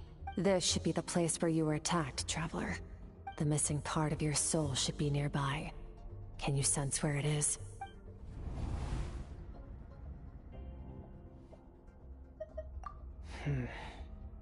Our opponent must have covered his tracks just in case. Otherwise, you should have sensed it much more strongly. Hold on! Look! The spikes are back! Stay calm. Let's hold back a little. Give our enemy some wiggle room so we can see what we're dealing with. If you're too reckless, we might be playing right into his hands. Our enemy took part of your soul for a reason. It's likely he integrated it into his attack somehow. If we're smart about this, we can track it down.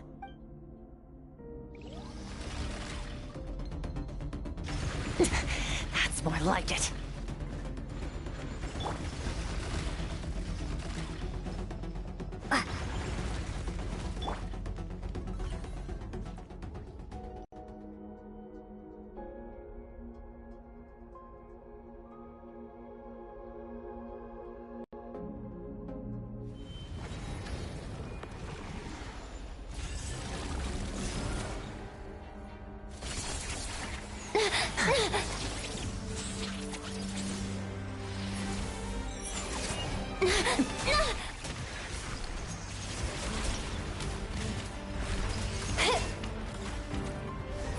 From the start, the attacks have been focused on me. Trying to break through my defenses? I see.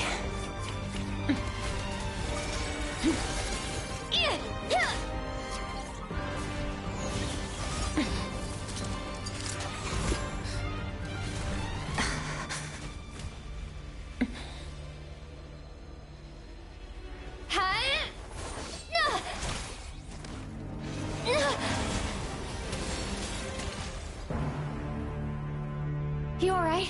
That thing was...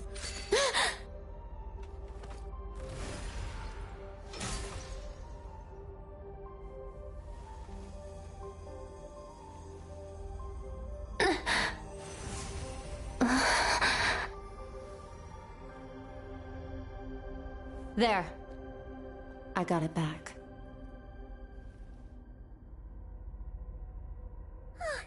Traveler! Skirk! What happened? It looked like Skirk just got...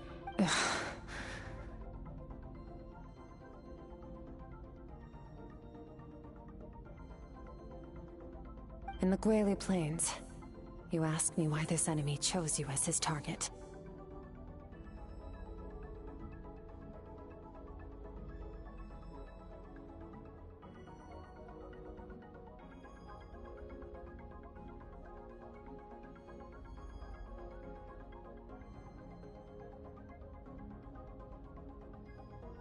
Now, the answer is clear. It's not just the fact that your strength is impressive. It's also because of your ability to, as you put it, purify abyssal power, whatever that actually means. The fact is, that ability allowed him to do something that should have been completely impossible. Namely, break through my defenses and steal my power. No, he couldn't have known I'd come to his domain. He only stole your soul fragment because he knew the value of its power.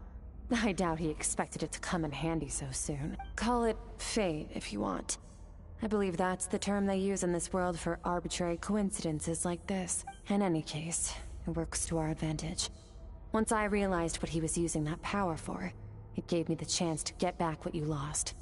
I'll cope. Well, done gorging? Good. Time to answer some questions. How did you get the power of the all-devouring narwhal? The all-devouring narwhal? Oh, of course! Paimon knew that spike thing looked familiar.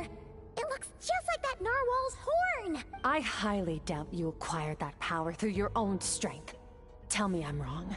You're desperate enough to scour the land for god remains and whatever vestiges of power you can find. That alone proves you wouldn't be able to defeat a creature like that. Which leaves one possibility. You know my master, the Foul, Sertologi. The Foul? Who dares call him Foul? Sertologi. Sertologi! What's wrong? Bit off more power than you can chew? You're struggling to hold a basic conversation. Just a little longer. I'm still... Look! It's back! Those obsessed with power will let it devour them before abandoning their pursuit. Keep calm and use reason to decide the best course of action.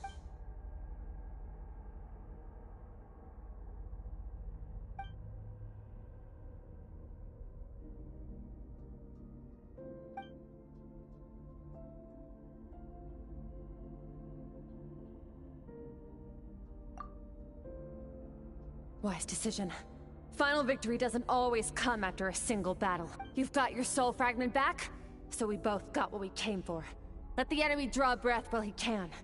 It won't be for long. Get us out of here, Traveler. You'll need to lead the way this...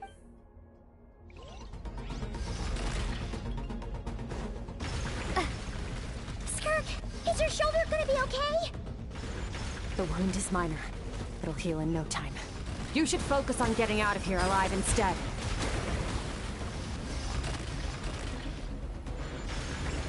Uh-oh! Falling spikes! Run!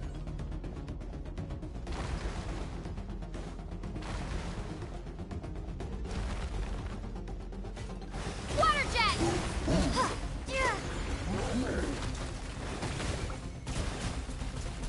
Go!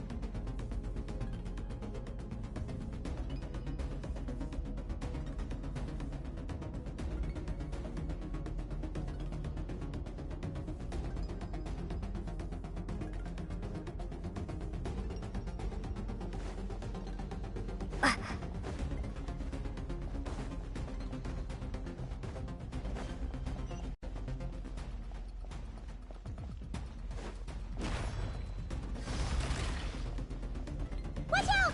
Looks like this place is about to collapse!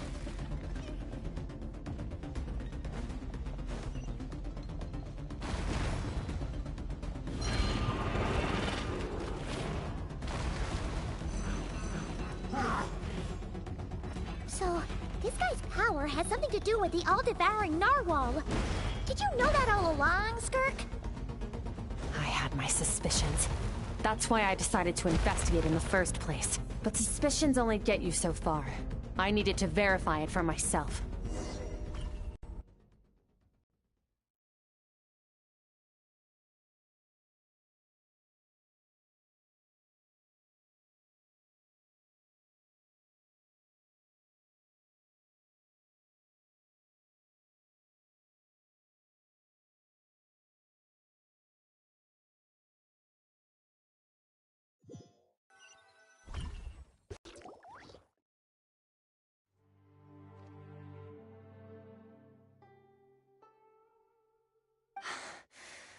I no longer sense his presence. Can't have followed us out of that abyssal domain. Weaklings like him will find that my power is not so easily controlled. He won't be leaving. You seem surprised. I suppose that's fair. You've seen but a fraction of what that whale is capable of. That gaping maw could swallow a planet whole. It's called the all-devouring narwhal for a reason. Devouring is what it does best. It can extract power from anything, dead or alive, as long as it manages to make physical contact. Yeah. When we had our run-in with that thing, Neuvillette mentioned that it has an instinct to devour. Your dragon friend recognized the nature of its abilities and used the power of Hydro to protect you. That worked because it was in a different story when it has no more power to feed off of. That's when its true voracious nature kicks in. It could devour everything on the planet in that state, which is why I cast it into that void space. But I hadn't counted on there being anyone left on this planet capable of wielding its power.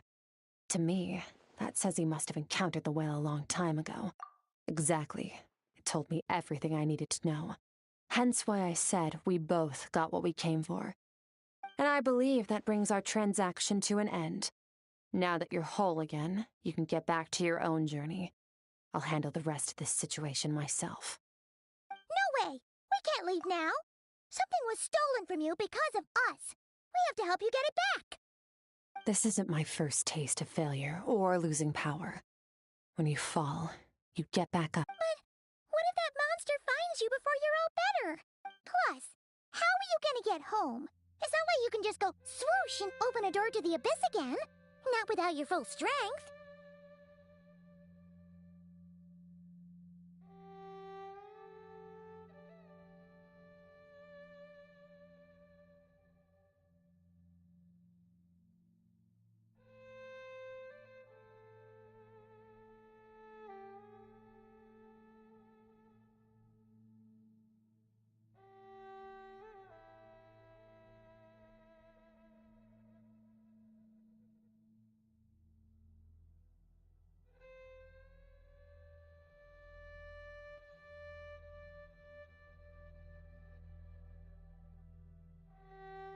So, sticking with us for the time being doesn't sound so bad, does it? Fair enough. Then take this.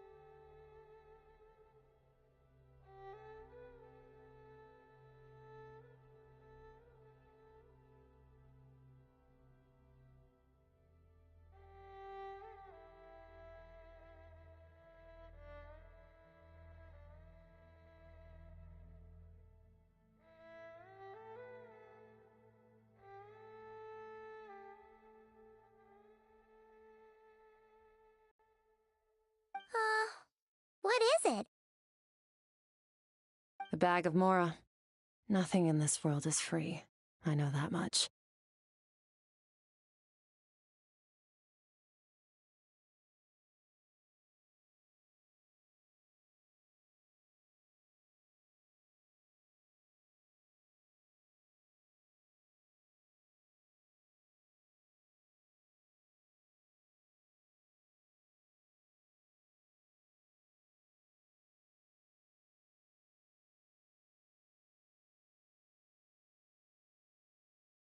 I'll leave the planning to you.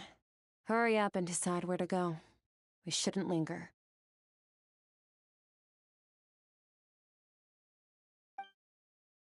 We should take Skirk somewhere she can rest. But where? Paimon gets the feeling Skirk wouldn't like being around a lot of people. Oh wait! Baizhu said we could rest in the back room of the pharmacy, didn't he? Let's head there! He'll know something about Master. I'm sure of it. Next time, I need to be ready. Oh, this. It's a star crystal suit.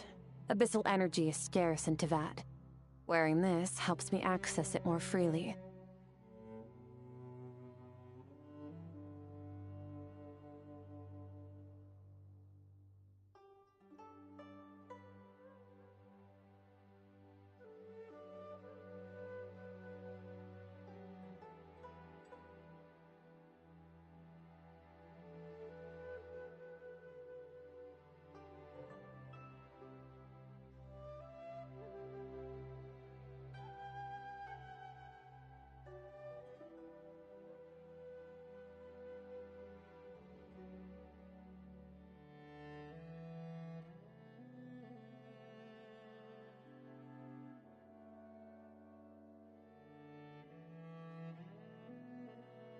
It stores concentrated abyssal energy that I can draw from on the go. When the energy runs out, it reverts back to its original form. Fine. It was just a scratch. It'll take time to recover my strength, of course. But adapting to situations like this is nothing new for me. Fine. It was just a scratch. It'll take time to recover my strength, of course. But adapting to situations like this is nothing new for me. Found somewhere to rest.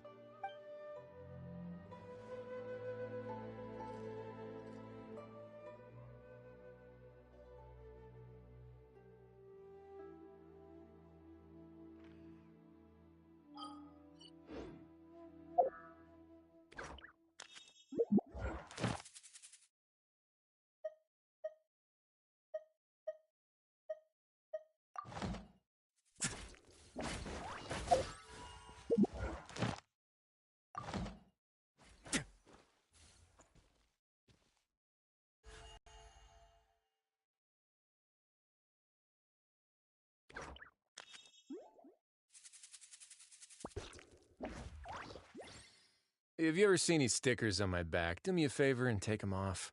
Malazines like to play pranks sometimes.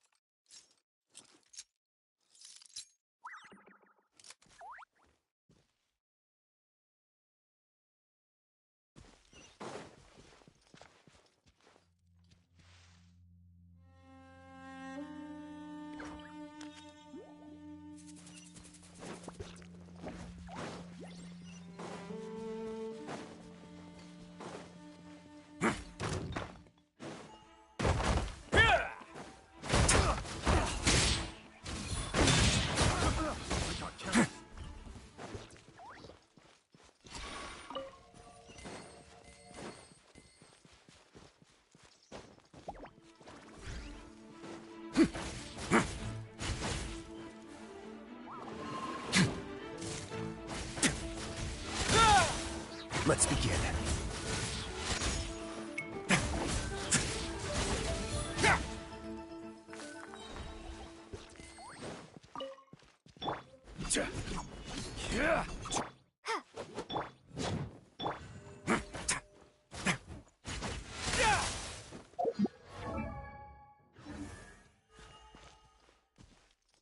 message!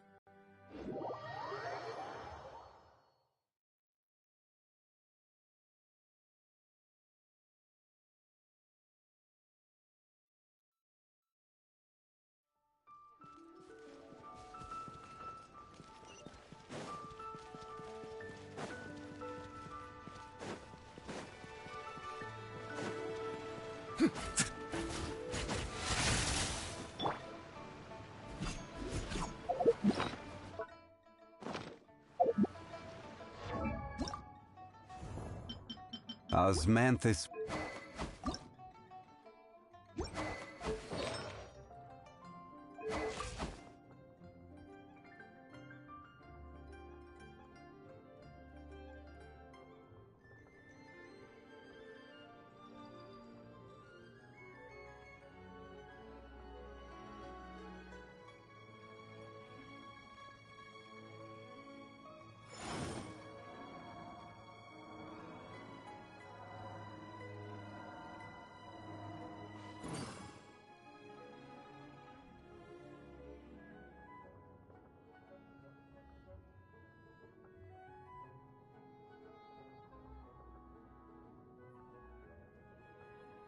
Osmanthus wine tastes the same as...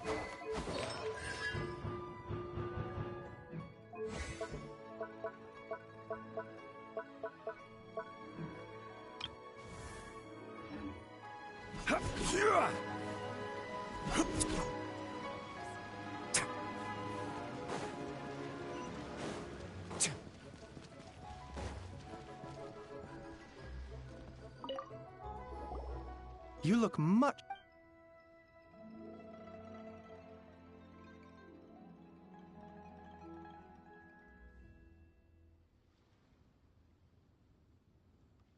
Very true, Changsheng. Further observation is in order, I think. We haven't had many patients recently, so we have several vacant rooms. Feel free to stay a few more days if you need. Awesome! Thanks!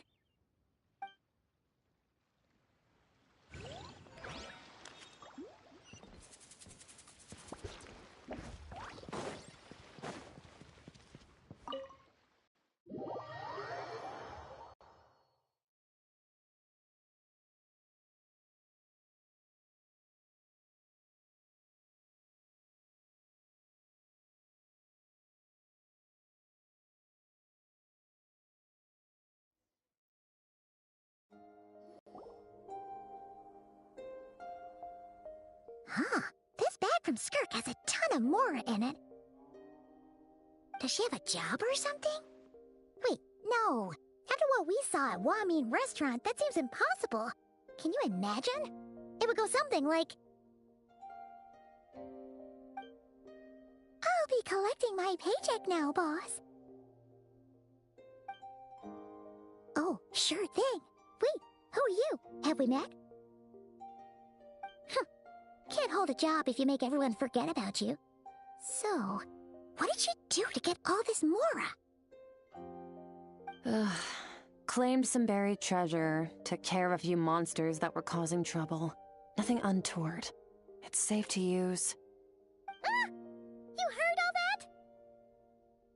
that? A sonorous voice like yours is hard to miss. I wouldn't be surprised. Then, did you by chance happen to hear Paimon's little, joke earlier? You mean when you called me Frosty the Lavender Melon?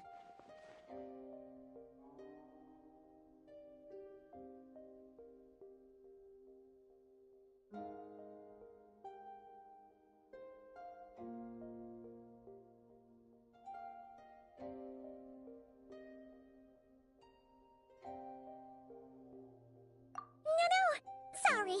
Paimon totally misspoke just now. She didn't say that at all. It was, a Paimon lookalike. Yeah, she's a piece of work, that one. Always impersonating Paimon and giving people weird nicknames. Okay, fine.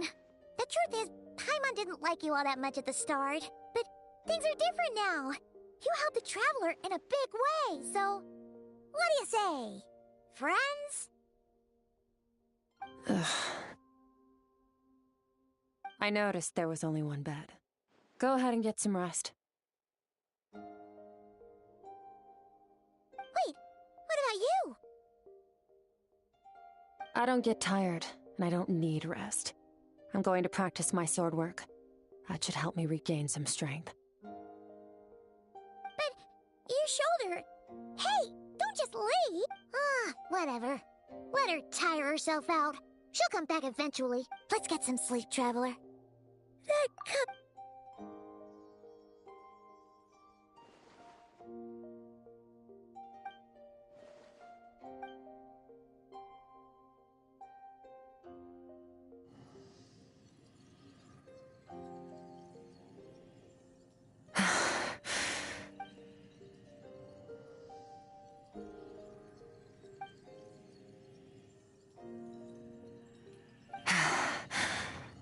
Quiet.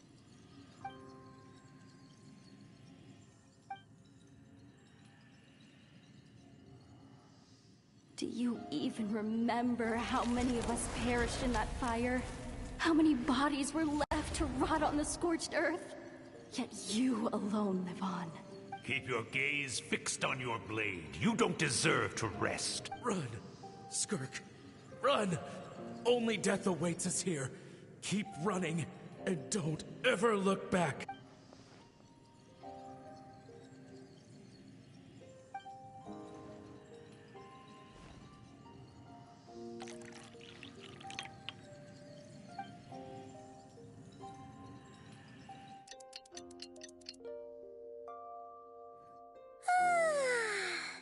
Getting an early night's sleep is the best. That bed was so comfy.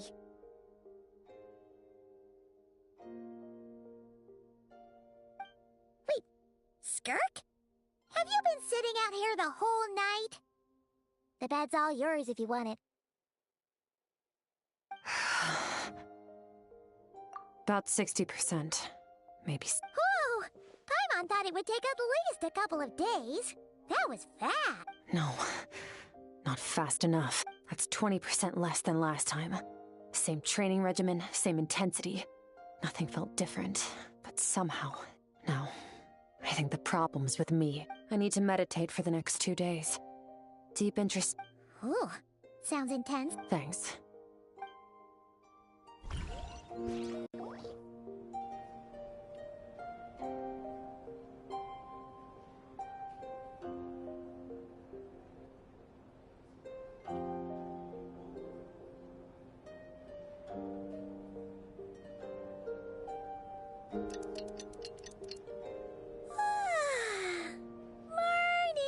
Skirk is still meditating, huh? It's been 2 days already. Shouldn't she be awake by now? Paimon can't think of anything we can do to help. Oh, wait! Breakfast! That's it! Paimon will go get breakfast! Skirk is gonna be starving when she wakes up. Be right back.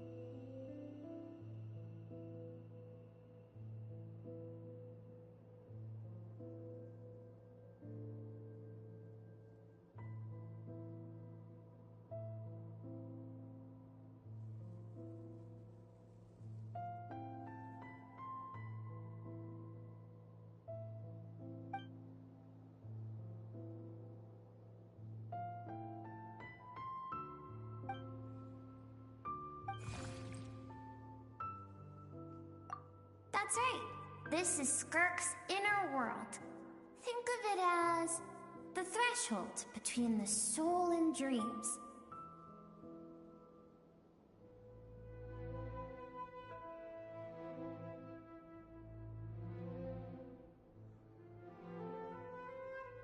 This isn't your first time here, but what you remember is probably a space covered in darkness.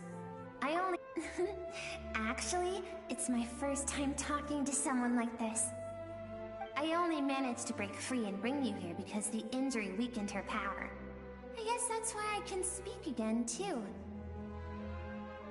Call it fate, if you want. I think that's the word they use in this world for lucky coincidences like this, right?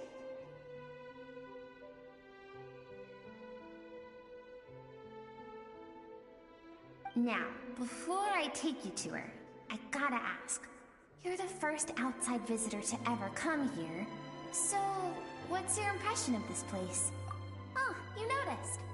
This river represents Skirk's strength. Strength accumulates over time. It is the summation of a person's lived experience. So this river is where all the fragments of Skirk's life should converge into a single stream of memories and emotions, flowing forward as one. But, as you can see, this river has been severed numerous times. It's because Skirk doesn't like who she was in the past.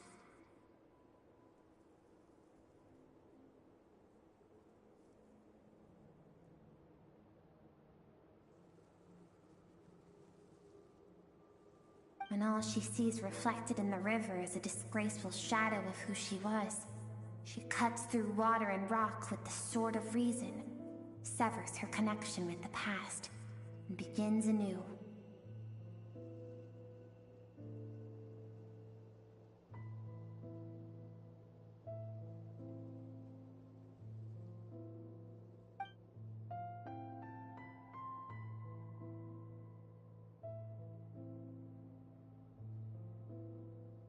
You must learn to shut out all the pointless emotion. Crush the self that makes you weak, and become master over your physical form. This isn't my first taste of failure or losing power. When you fall, you get back up again and become stronger. That's how it is.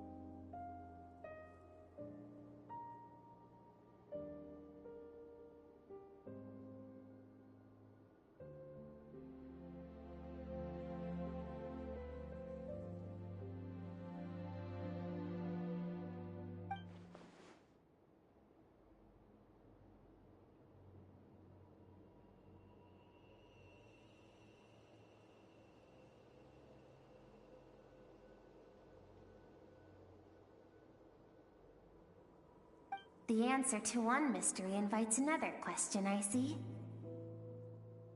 Let's follow the river upstream. There among the cliffs, among the memories etched into her heart, lies the truth of it all. Soon, you'll understand everything.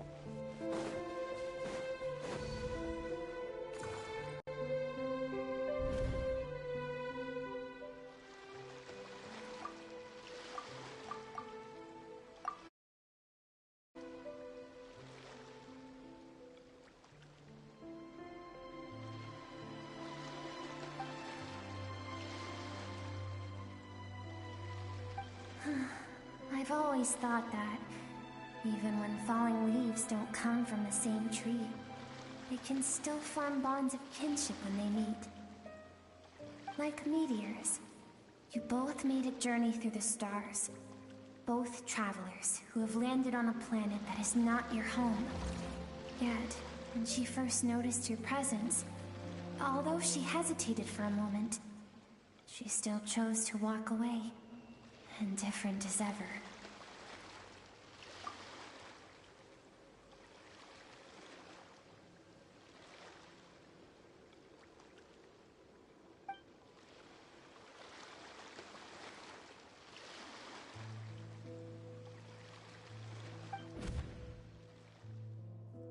Seems like you've answered your own question. Skirk sees herself as a trespasser in this world. She's made a conscious choice to avoid altering its path. But the reason for that decision stems from events much earlier on in her life. Let's keep going. It's still a long way to the source of the river.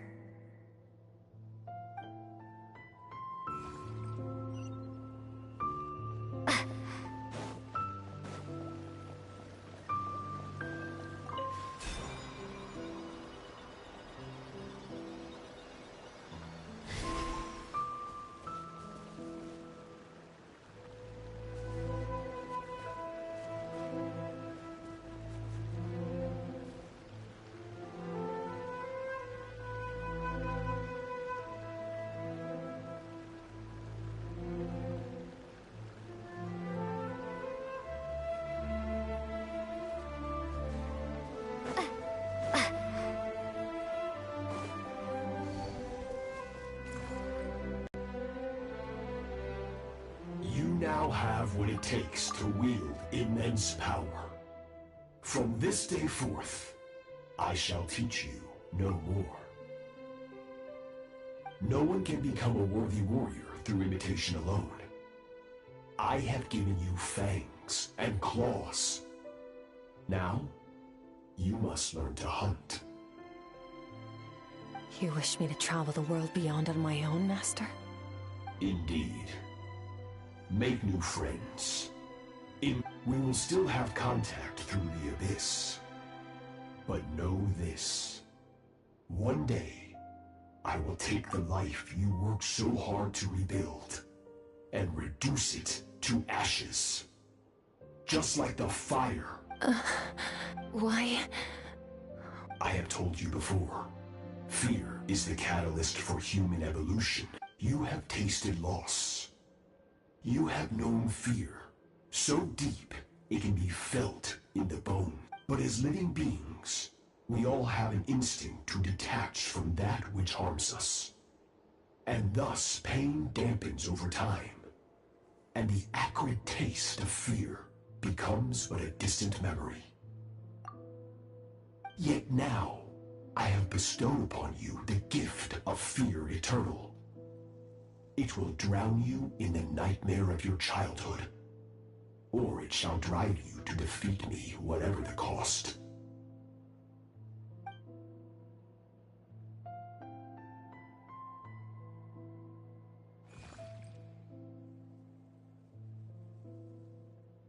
That is what Skirk's master, the foul Sertologi, looked like at one point in time.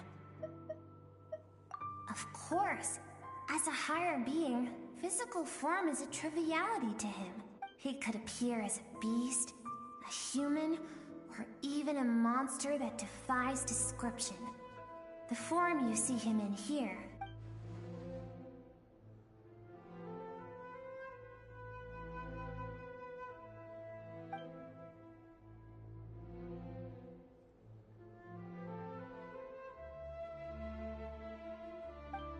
For certain reasons, I need to bridge the power gap between me and my master as quickly as possible.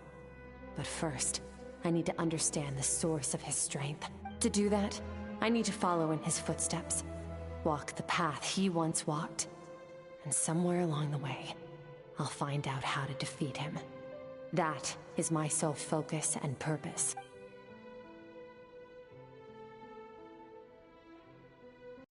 I'll let you in on a little secret. The real Sirology is terrifying. The scope of his power is impossible to understand until you experience it firsthand. It is absolute. The power to crush all things.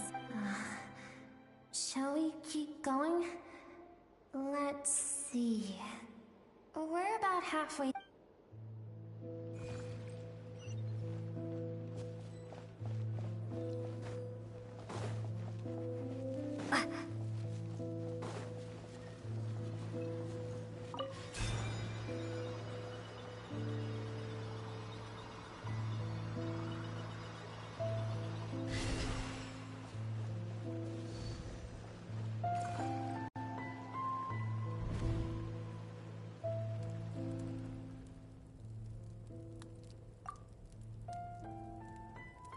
We've made it quite a ways already. This is Skirk, when she first began training under Sirology. I have set your broken wrist. Tomorrow, you're to train twice as hard. No tears this time. Good. Attempting to garner sympathy through tears is a habit of the weak. A pitiful, useless ploy. Can I ask a question, Master? Why did you save me? I keep thinking, maybe it would be better if I had died. I wouldn't be haunted by that fire all the time. I wouldn't have to go on like this. I saved you because I have a plan for you. It has been too long since I fought a battle that demanded my full strength, and I hunger for it. Every so-called genius and prodigy I have faced has crumbled like sand underfoot. So, I will teach you everything I know. Train you by whatever means necessary, in the hope that one day, you might surprise me. But I don't want to draw my sword against you, Master. What you want matters little. Among the boundless sea of stars, the cries of the weak are but faint murmurs that disappear into the void. You of all people know that well. Yes, Master. From that day forward, all she knew was grueling training, emptiness, and fatigue. After some time, her talent bloomed, and she gained control over her emotions, like her master. How should I put it? It was not that human emotion disappeared from her heart, but that reason came to dictate all she was allowed to feel. I suppose it was at this point that she became the Skirk you know today.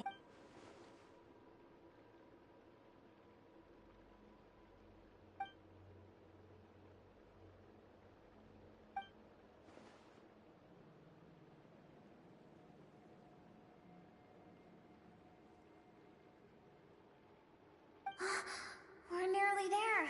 I almost don't want to reach the end. Well, shall we?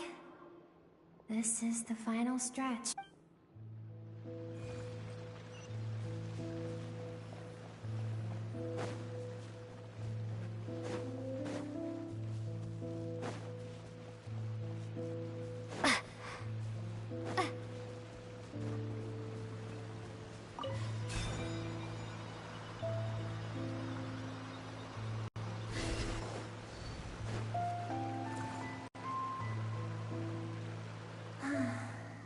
These are Skirk's happiest memories.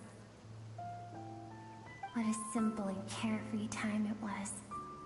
Wisps of clouds dotted the sky.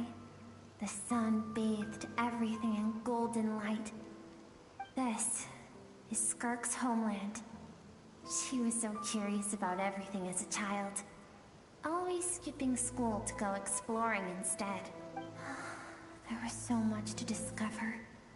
The treasures at the bottom of the sea, the secrets beyond the stars, and that merchant ship packed with adults wearing those strange clothes. It was a spaceship. When it arrived, the people that disembarked wore smiles on their faces and spoke of friendship. They claimed to be merchants from a neighboring planet, looking to establish trade.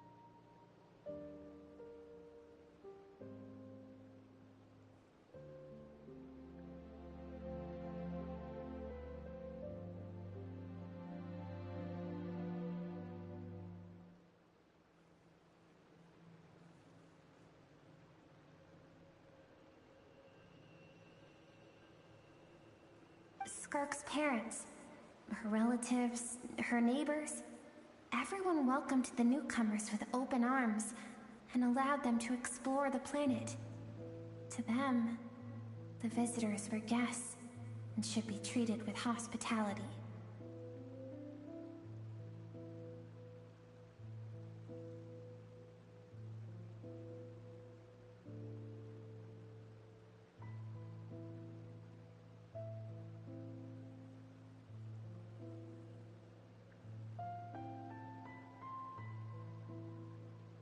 No one had any idea of what was to come.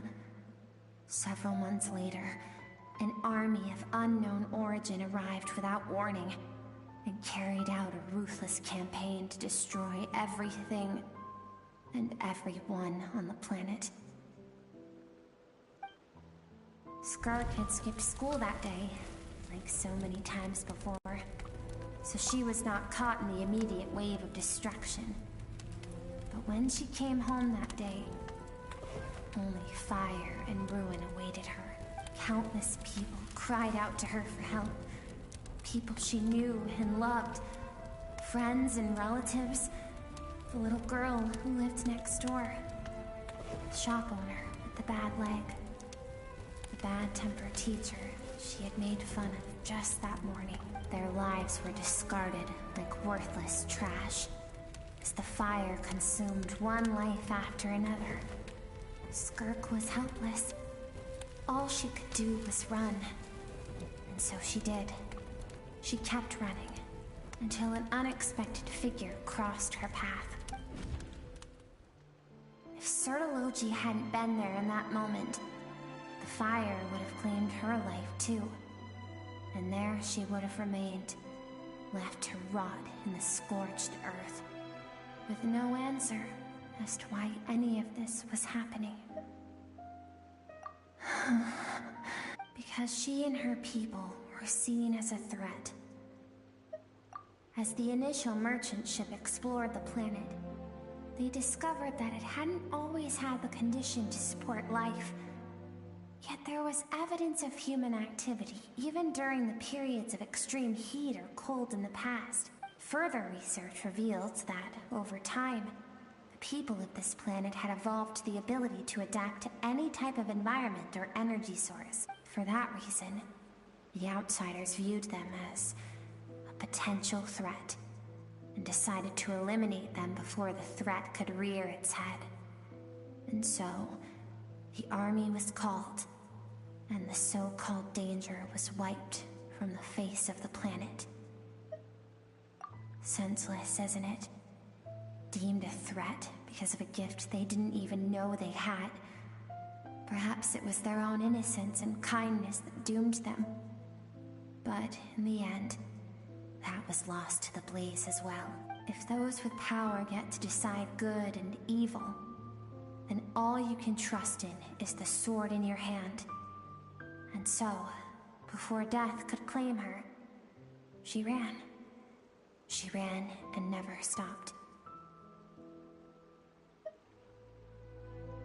No one wants to relive their most painful moments. Well, that brings us to the end of the story. This is as far as we can go. Skirk is waiting over there. We're both of us. Let's go to her. It's time to fulfill my purpose. And my greatest wish over all these years.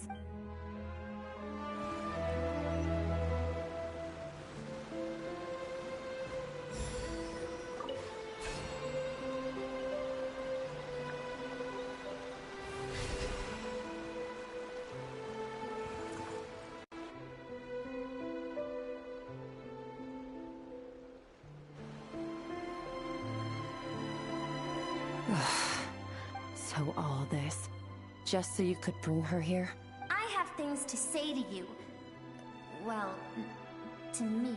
I want someone to witness our reconciliation. Even if it takes an argument to get there. And she is the best choice in this moment. Her suppressed emotional self. The version of herself she keeps locked in the recesses of her mind. Stifled by reason. All those rejected impulses. Those discarded aspects of your past selves. They are a part of me now. I am who you used to be. Someone you have refused to face for too long. So, I came to face you instead. You're wrong. I've faced you all along. And that's exactly why I keep you locked here. Your existence makes me weak. Moments of joy and longing are when we are most vulnerable. Don't forget, it was a penchant for goodness over reason that doomed our homeland in the first place. The vastness of the universe renders everything insignificant. Our feelings most of all. Even so, learning from the mistakes of the past doesn't have to mean erasing everything. Strip yourself of your so-called weaknesses. Emotions like kindness and empathy. And what makes you any different from the ruthless soldiers who slaughtered our people?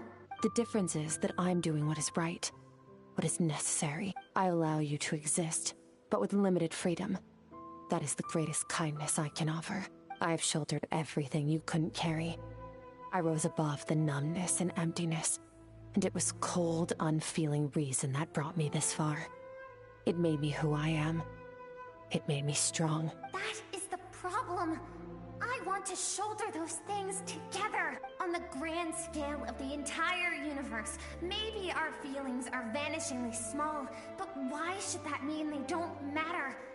Emotion gives warmth to the cold expanse of space. It gives meaning to the world around us. Think back to those nights of gazing at the stars, those afternoons of exploring the unknown. Think back and let them grant you peace. A brief respite from the pressure you put on yourself. That isn't what we need. It's exactly what we need. Aren't you curious about why recovering your strength has taken longer than normal this time? Finally, you get to the important part. That is the only answer I came here to find. Then look around. Look at your inner world. You cast aside your dreams and curiosity. And in doing so, you lost your original motivation. You severed all connection to who you used to be, so you can no longer draw strength from your past. Now, the only things driving you forward are fear and survivor's guilt. But these cannot take you far enough. And so, this river, the source of your strength, grows more polluted by the day. And you think that means I should seek help from a weak little thing like you? Your emotional self isn't weak. The fact that she transcended time and broke free from her constraints to come and face you, that proves it. Thank you for saying that. I knew bringing you here would be the right choice. To be honest, I'm not here to argue with you. This isn't about who's right or wrong. And in fact, I agree that in order to make it through the wake of that tragedy, we had to distance ourselves from the pain through reason over emotion. But what is right at one point in time isn't always right forever. I know you will never forget that fire. I know the fact that you were the sole survivor fills you with guilt. And I know that among the voices that haunt you, mine is there too. Because deep down, You know that you didn't turn out to be the person you wanted to be. All those unfulfilled hopes are like knives to the heart. And I don't want you to hurt anymore. So even if you can't accept me, I hope, at least, that you can let go. I keep thinking, maybe it would be better if I had died. I wouldn't be haunted by that fire all the time. I wouldn't have to go on like this.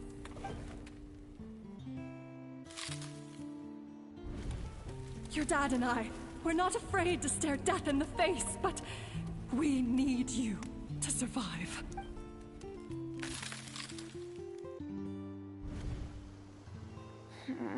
I'm sick of being a kid. There's so many amazing things out there, and I'm ready to see them all.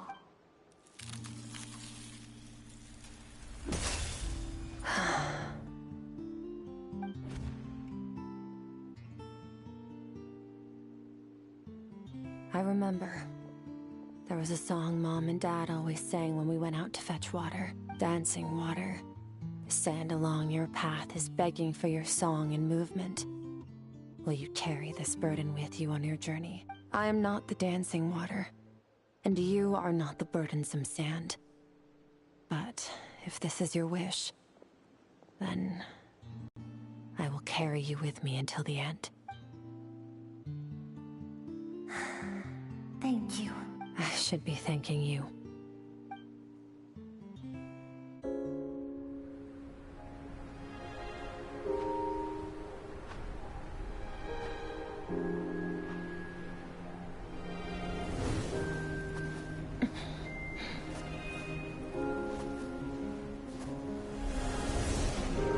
Run, Skirk, run! Remember, leave no one alive! Heed my words, Skirk. Let fear take root in your soul. Did you survive? Why was it only you? Skirk, did you become a positive light in this world?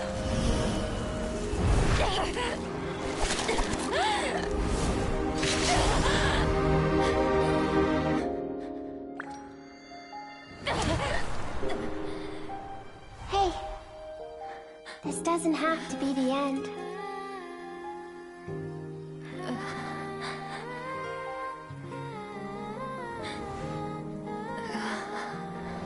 Life is a gift. Don't let darkness claim it.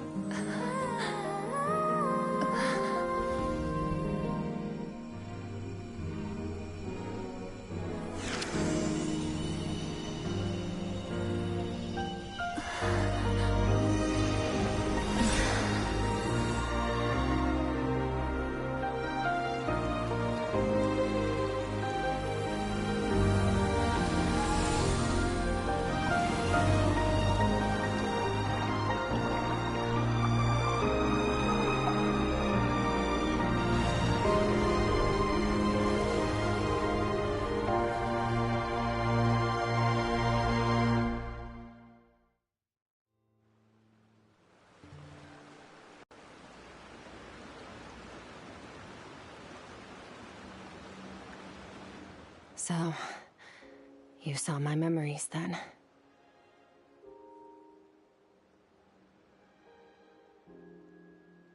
I once asked my master if survival of the strongest was the law of the universe.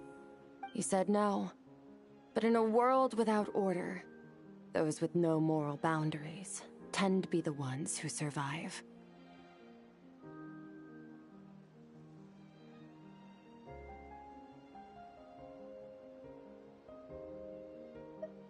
That's why, after hearing his answer, an idea came to mind.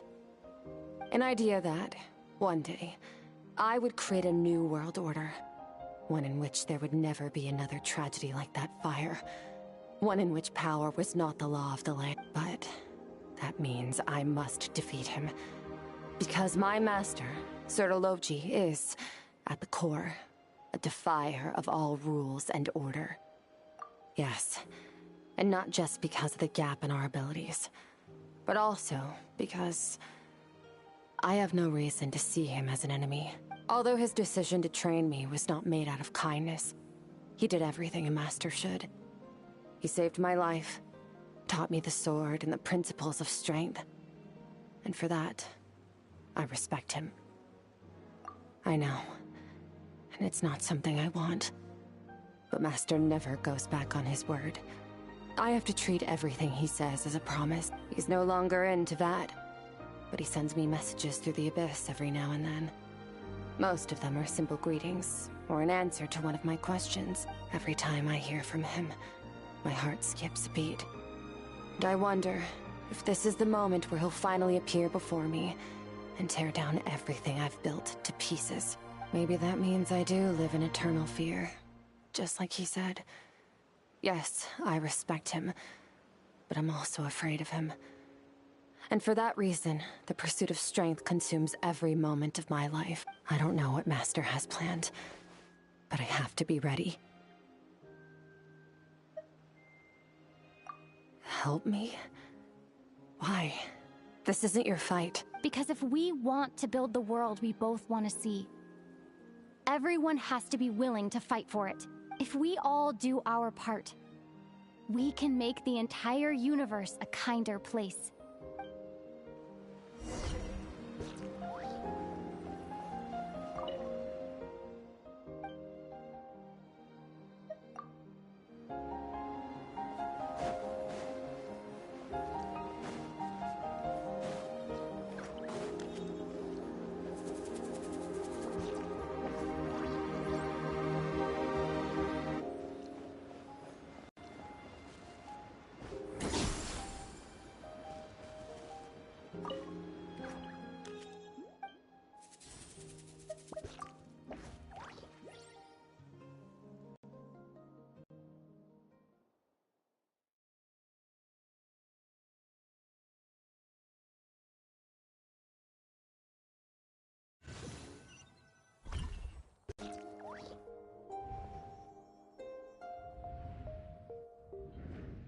Oh, you're finally awake!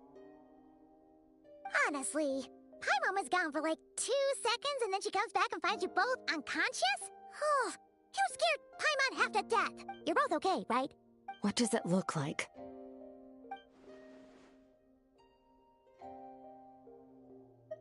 Only water from the source can cleanse the rot and filth that flows from the past into the future. I taught you to incorporate the experiences from your journey into how you fight. I suppose what happened today will become an inseparable part of who I am.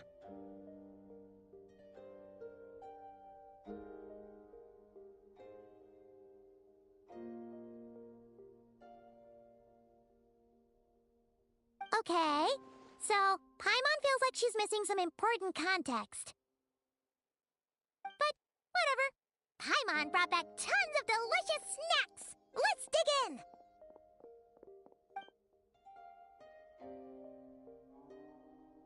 All right. It's about time we finished what we started. We're gonna deal with this thief for good, right?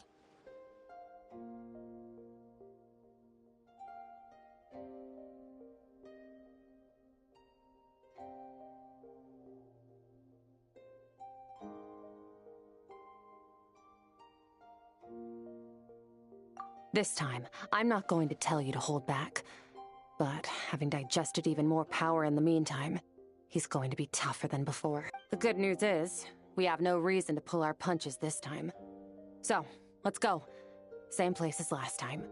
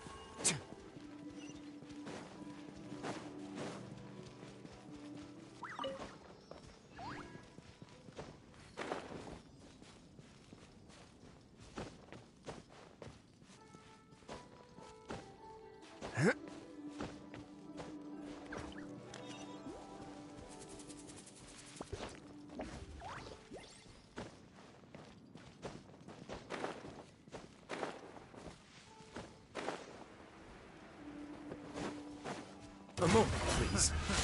Another test subject. Order guide you. Stabilize. Fry.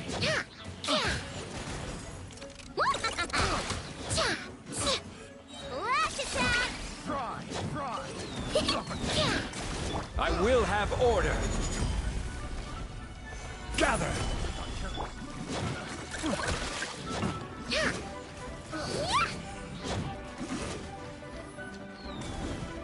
Look, the rainbow!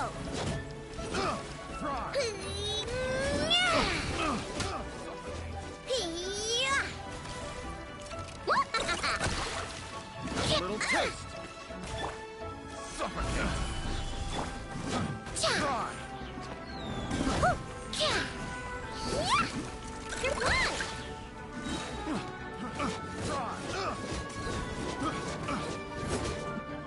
Ding dong water bomb!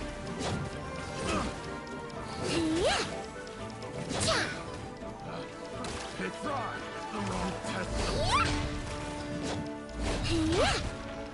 Chew on this!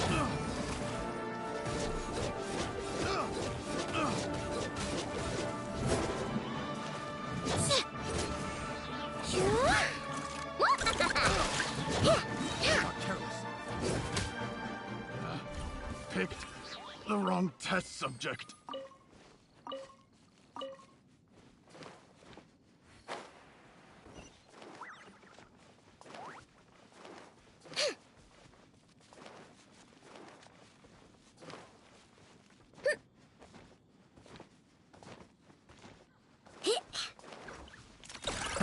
Another test subject. This is order. Don't run away now. Stay cool. Face your guilt. Picked the wrong test subject.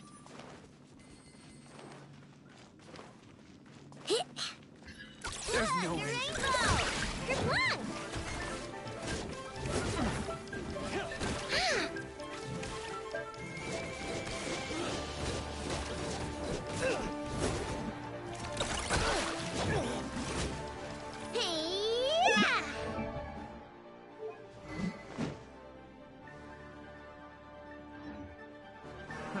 Another test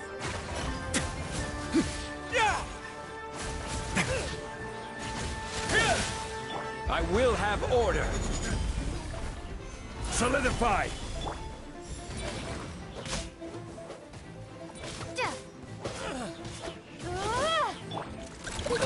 Go claw! Ding dong water bomb!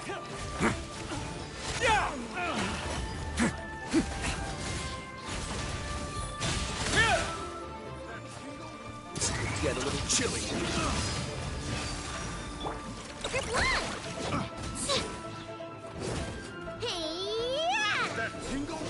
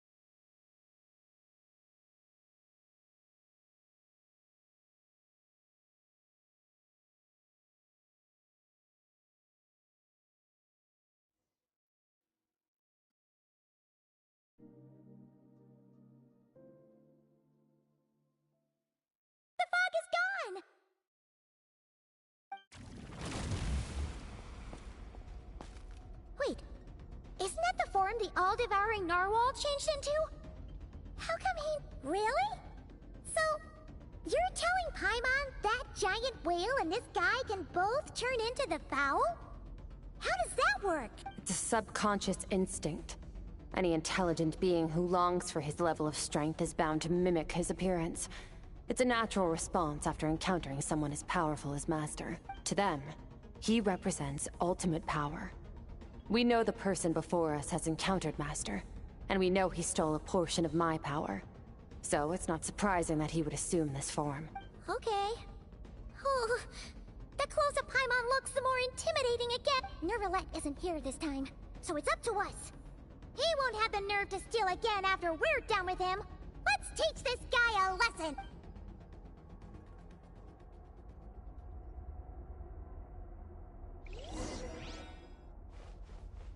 Eternal, infinite, everlasting, merciless. Never star goes out! more power! Haven't forgotten your training, I hope.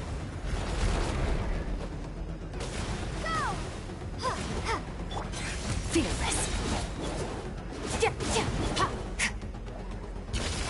Paradigm shift.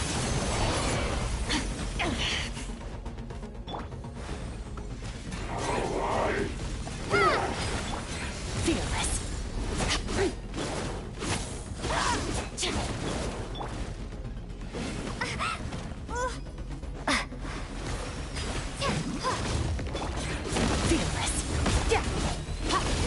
Another star goes out.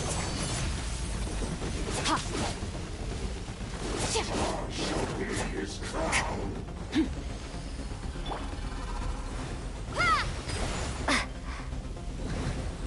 Water jet!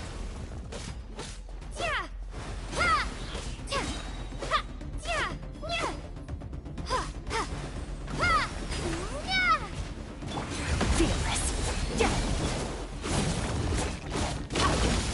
Into the void. Fearless. Water jet! Water jet!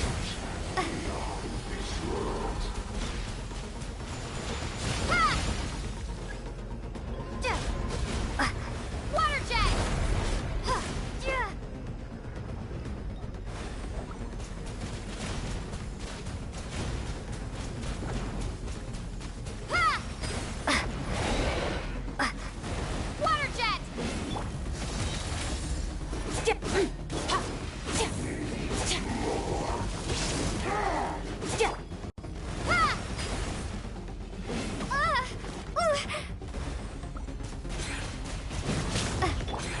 Fearless. Another star goes out.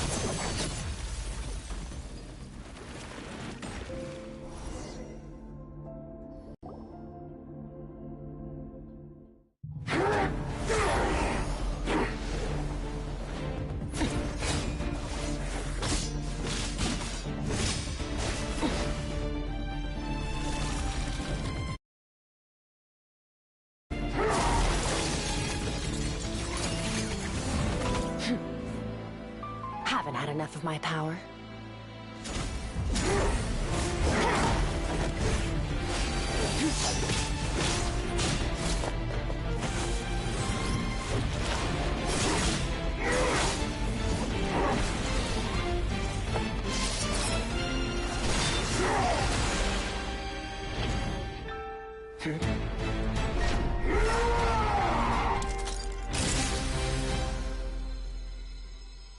Well then, let's see how much more of this power you can handle.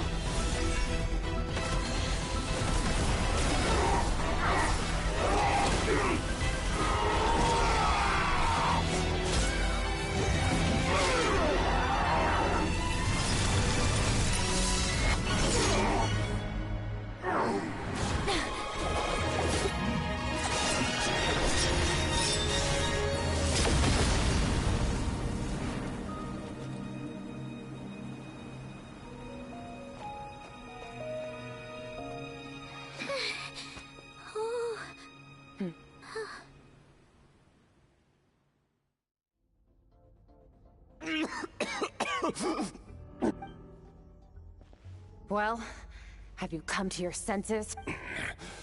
You saw that my body was at its limit. So, you deliberately channeled your power into me, knowing that it would destroy my shell from within. Such power. Such keen battle instincts. So, you must be... Skirk, Sertologi's disciple. How long has it been? How long has he been away from Tevat? Hundreds of years. Hundreds? Sorry. It's a lot to take in. I should introduce myself. I am Skofnungar, a friend of your master and one of his followers. This is the first time I've heard your name, Skirk. But hundreds of years ago, I knew you existed. And I knew you would come here. Hundreds of years ago? Sounds like you and Master have quite the history. Care to tell us about it? Of course.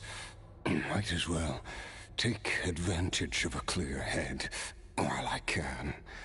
The story starts a long, long time ago. I was born into a noble family in Conria. As the eldest son, I was set to inherit our title. But I contracted an incurable illness as a child, and everyone gave up on me. I trained the sword harder than anyone else, defeated all of my peers. But it was all in vain. When other people looked at me, all I saw in their eyes was pity, or a strange glee in my misfortune. Even my parents were just waiting for me to die. Over time, my heart hardened, and I became aimless. That was the point where I met your master, Sertologi. We were similar in age, but different in background. He was born in prison, the son of criminals who had been sentenced to death. He spent his childhood wandering the streets, facing more criticism than the literary works in the Universitas Magistrorum. Yet, he always wore a smile on his face, as if kindness and malice were one and the same, and he could not see the difference. I still remember what he said to me when we first met. You need to fight to survive. Even if it's a losing battle, it should light a fire under you. How can you sit back like this and go down without a fight? That does sound like something he would say. He was the first to acknowledge that I was worth something, and he inspired me to keep going. When we sparred together, it was the first time I'd actually felt the thrill of combat. When I was 10, he stole forbidden research materials and managed to cure my illness.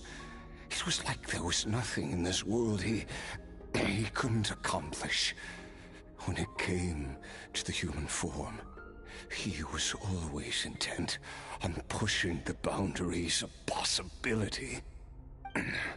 But somewhere along the way, I fell behind. My talents were nothing compared to his, and at some point, I realized he had pulled so far ahead, I was too embarrassed to even ask him to spar. After his grand endeavor was successful, he sought me out and said to me, "This planet no longer holds anything of interest to me, so I'm leaving. But first, I have an offer. I can use a power I have just refined to break the curse of immortality for you. Your death was once what we worked so hard to prevent. But the immortality you now face is a different kind of pain altogether." I'll pass. Immortality doesn't sound so bad to me. Since I can't die, it means I have an infinite amount of time to get stronger. Maybe I'll finally catch up to you one day. And we can spar like we used to. Are you sure? I cannot say when I will return. Your body, or rather, your soul, might not be able to withstand this curse.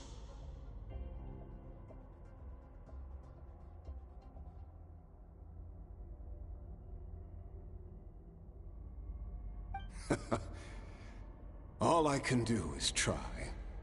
After all, a wise man once told me, people need to fight for their own survival. Wise indeed. Nevertheless, if you grow weary of the pain of immortality, and wish to experience a good sparring match before you wither away, seek out my disciple.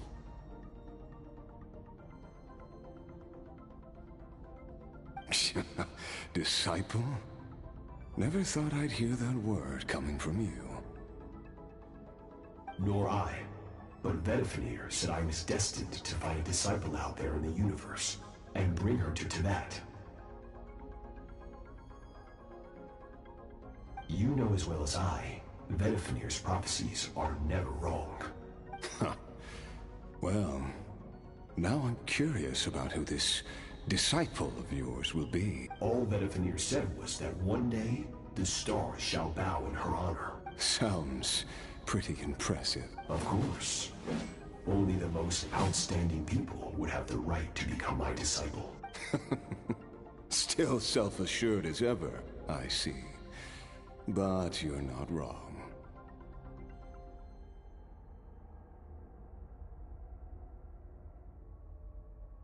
I'll be leaving them. Oh, and if you are serious about getting stronger, I left you a little gift in the primordial sea. As I've said before, walk whatever path you want. Freedom means even the wicked get to make their... Waiting for me in the primordial sea was the all-devouring narwhal, already beaten into submission by Sertologi. In its weakened state, I was able to cut off part of its flesh and sew it into my own heart. Your heart? That sounds like torture! How did you even survive that? Because, of course, I bear the curse of immortality. So, you used the curse to turn yourself into a vessel for power. Even with that whale's ability, devouring power like that is not something the human body can withstand. With your body and soul constantly at the breaking point, it was the curse of immortality that sustained you. But that is not the path to strength. You have to pour your heart into it, work for it, dream of it. Instead, you stole something that didn't belong to you, and it backfired. You're right. I should have known better, but I had already pushed myself to my limits, and he was still miles ahead of me. So I had to take a leap of faith. I miss your master. I miss the days when we were all together, troublemakers without a home. I don't regret the choice I made. But if you'll allow it... After the beating we just gave you, I think we can call it even. You're an interesting one as well. Sertologi's disciple. That's a lot to live up to. It can't have been an easy experience. I know what he's like. He rules with an iron fist, using despair and fear to force you to catch up to him, all the while standing ever out of reach.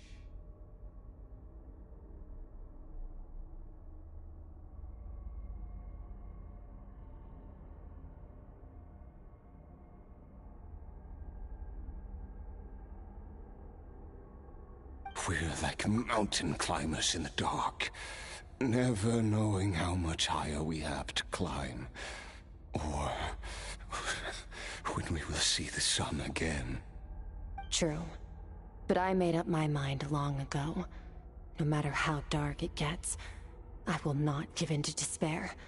I will overcome it. Besides, after hearing your story, I suspect what Master really wants is not a battle that demands his full strength, but rather a defeat without regrets. Oh?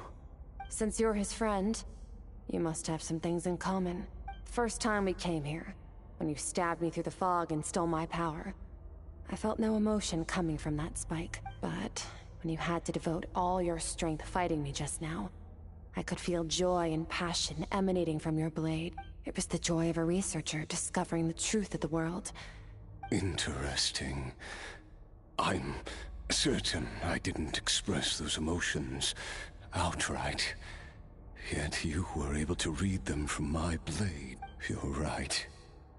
That battle brought me an unbridled sense of joy. And my defeat brings me no— Exactly. I think Master also craves a battle like that. One where his opponent forces him to use all his strength, unlock the extent of his potential, and transcend his own limits.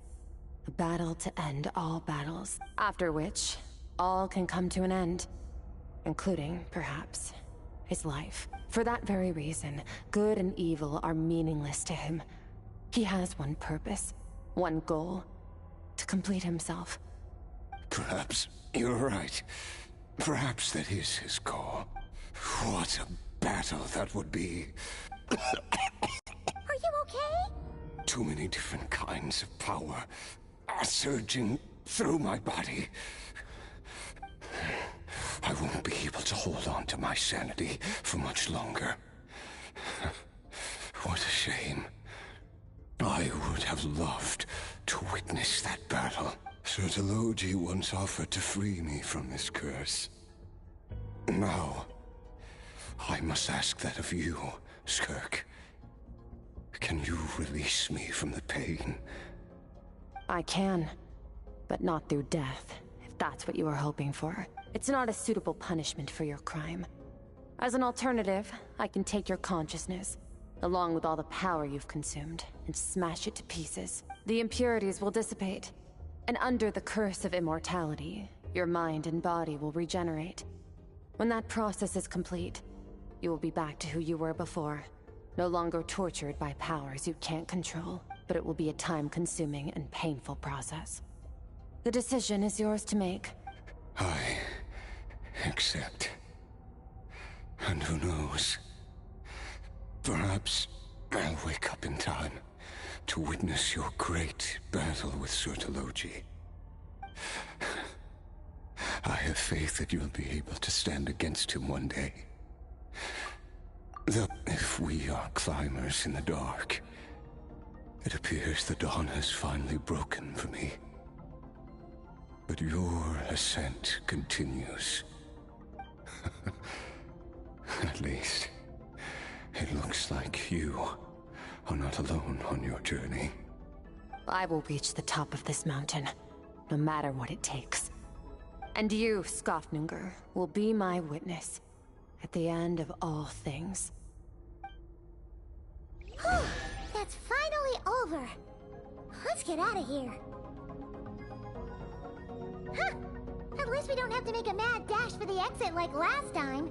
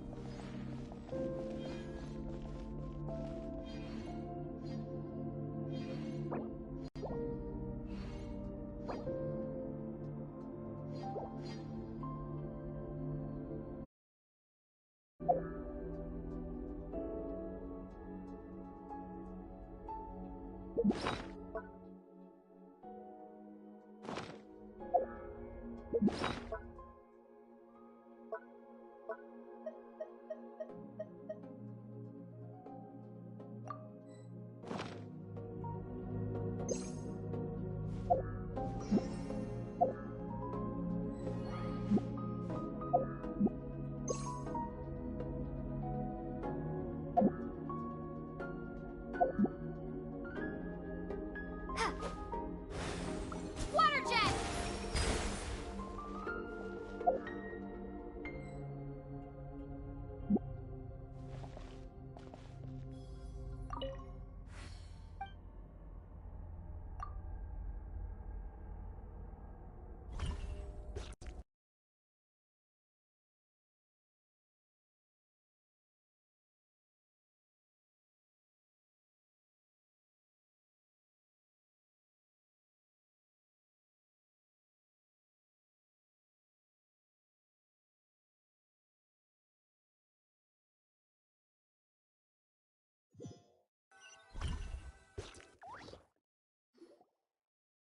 We did it!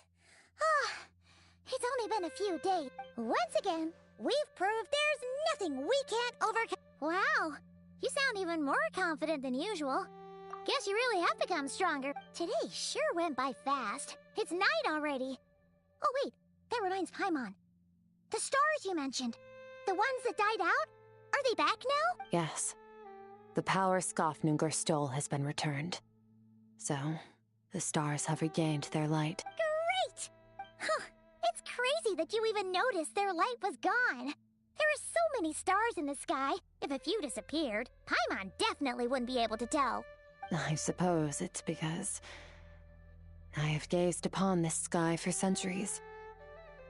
The false stars, hanging in the meticulously planned sky, glittering. It's not real. And yet, it is for that very reason that I can look upon it and enjoy the momentary peace it brings. Even the most beautiful of bubbles has to burst. We will return to the real universe one day, whether of our own volition or not. Time marches ever forward. Even the innocent and naive will taste life's bitterness.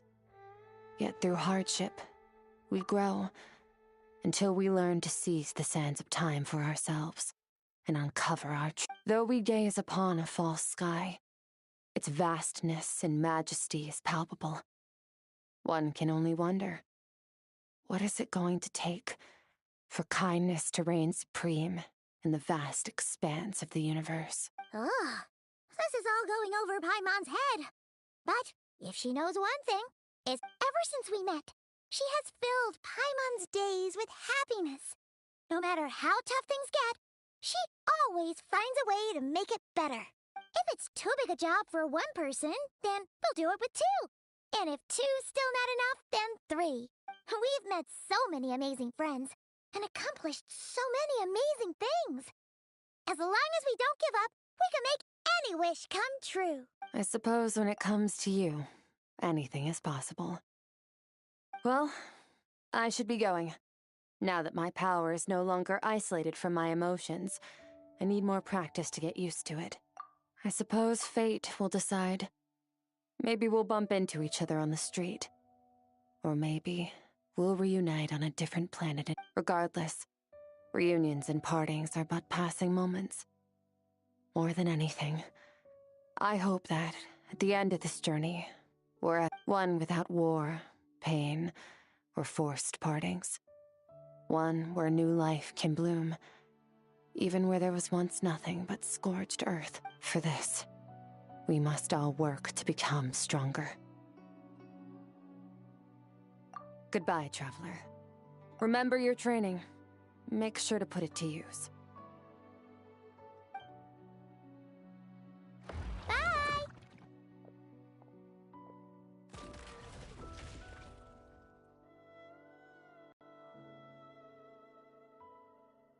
Is it just Paimon, or is she being nicer than before? We definitely count as friends after all that, don't you think? Hey, what do you think about camping here tonight? There's nothing quite like sleeping under the stars.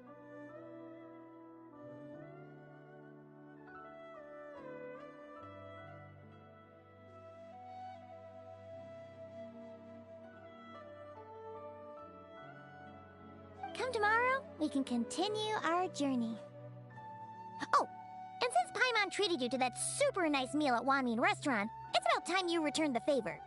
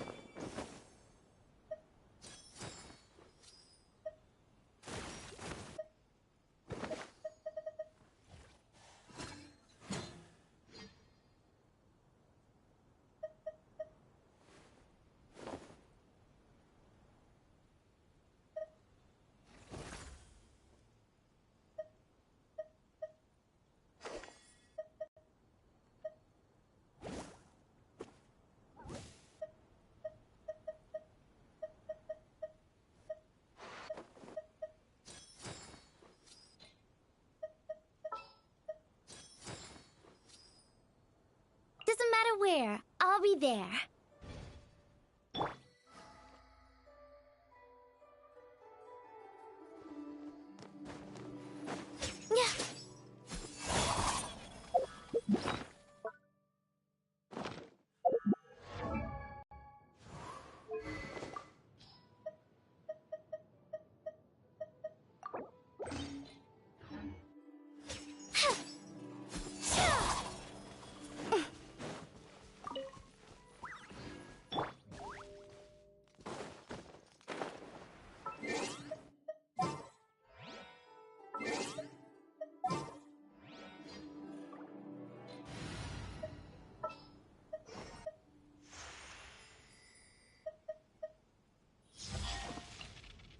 Something's come up?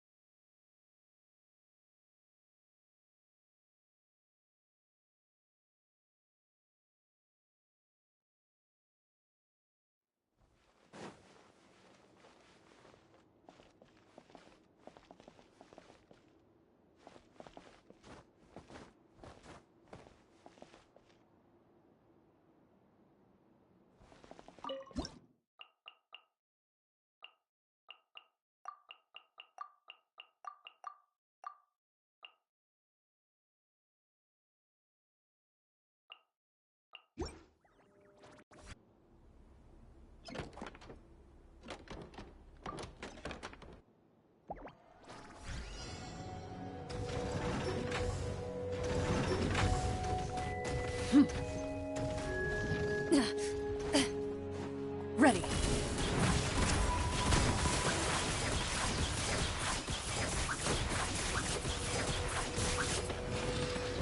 Hunt them down. Start the clock! Controlled breathing.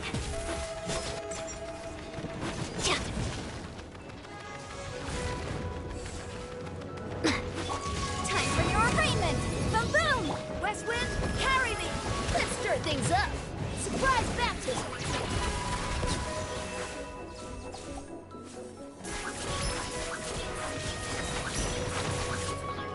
Evil looks. Shoot on sight. Let's move! Faster! Stronger! May the Archon protect you! Loaded.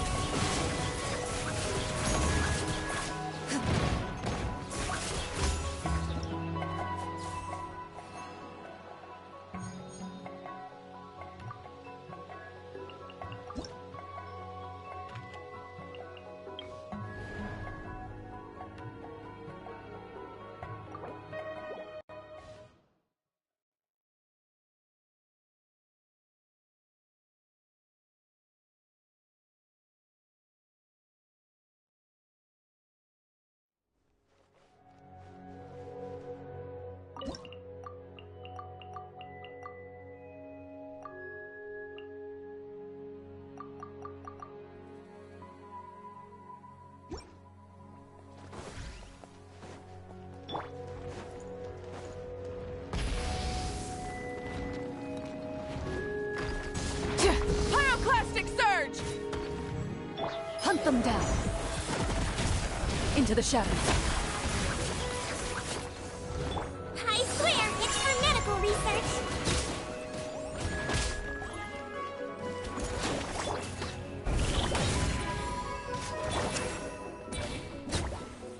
Kill!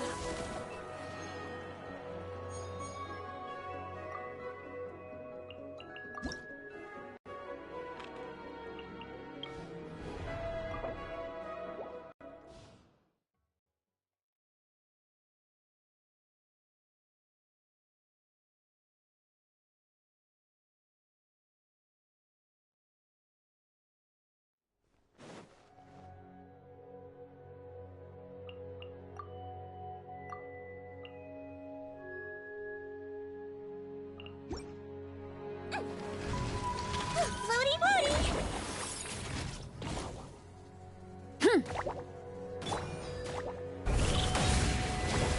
Dance with the waves!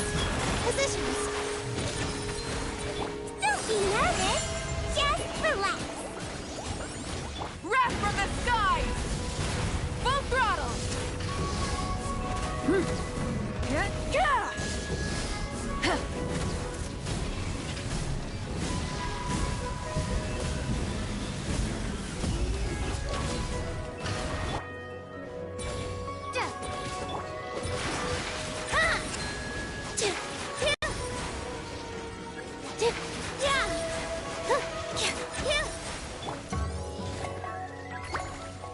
Wibbly wobbly! Light of the blazing sun! I swear, it's for medical research. With all my strength!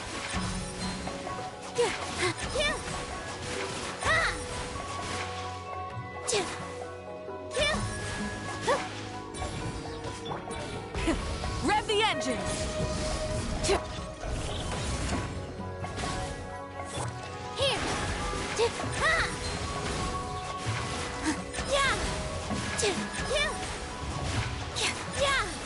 Pyroclastic surge!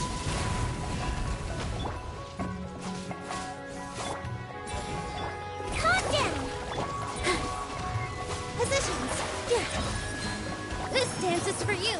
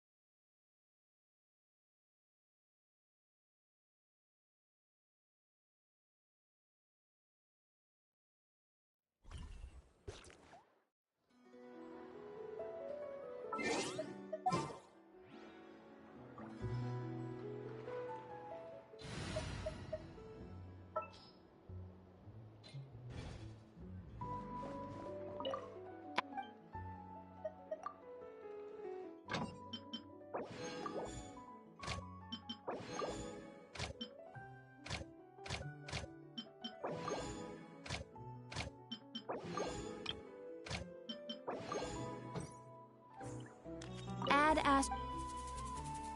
Thank you for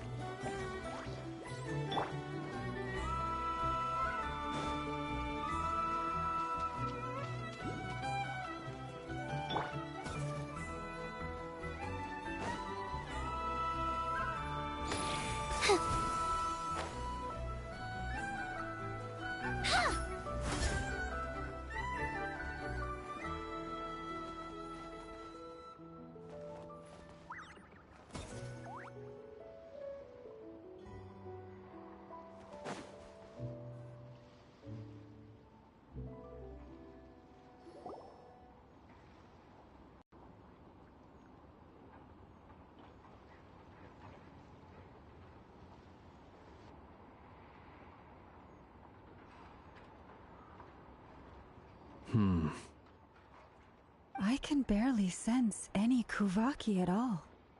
This whole area feels like a soulless husk. Looks like his appetite truly is insatiable. As if the power of that energy cannon wasn't enough. He's not seriously still getting stronger? What's his endgame here? Ah, everyone's here already. Hey, we made it. So, what's going on? We've all been on high alert since we split up a few days back, expecting Rerir to strike again. But it's like he just vanished into thin air. No one has seen him nor found any trace of his presence. That is, until this morning, when a ratnik found signs of wild hunt activity while out here on patrol. As you can see, the Crystonite— And we're sure that Rerir did this. Who else? He's the only one who could pull off a stunt like this.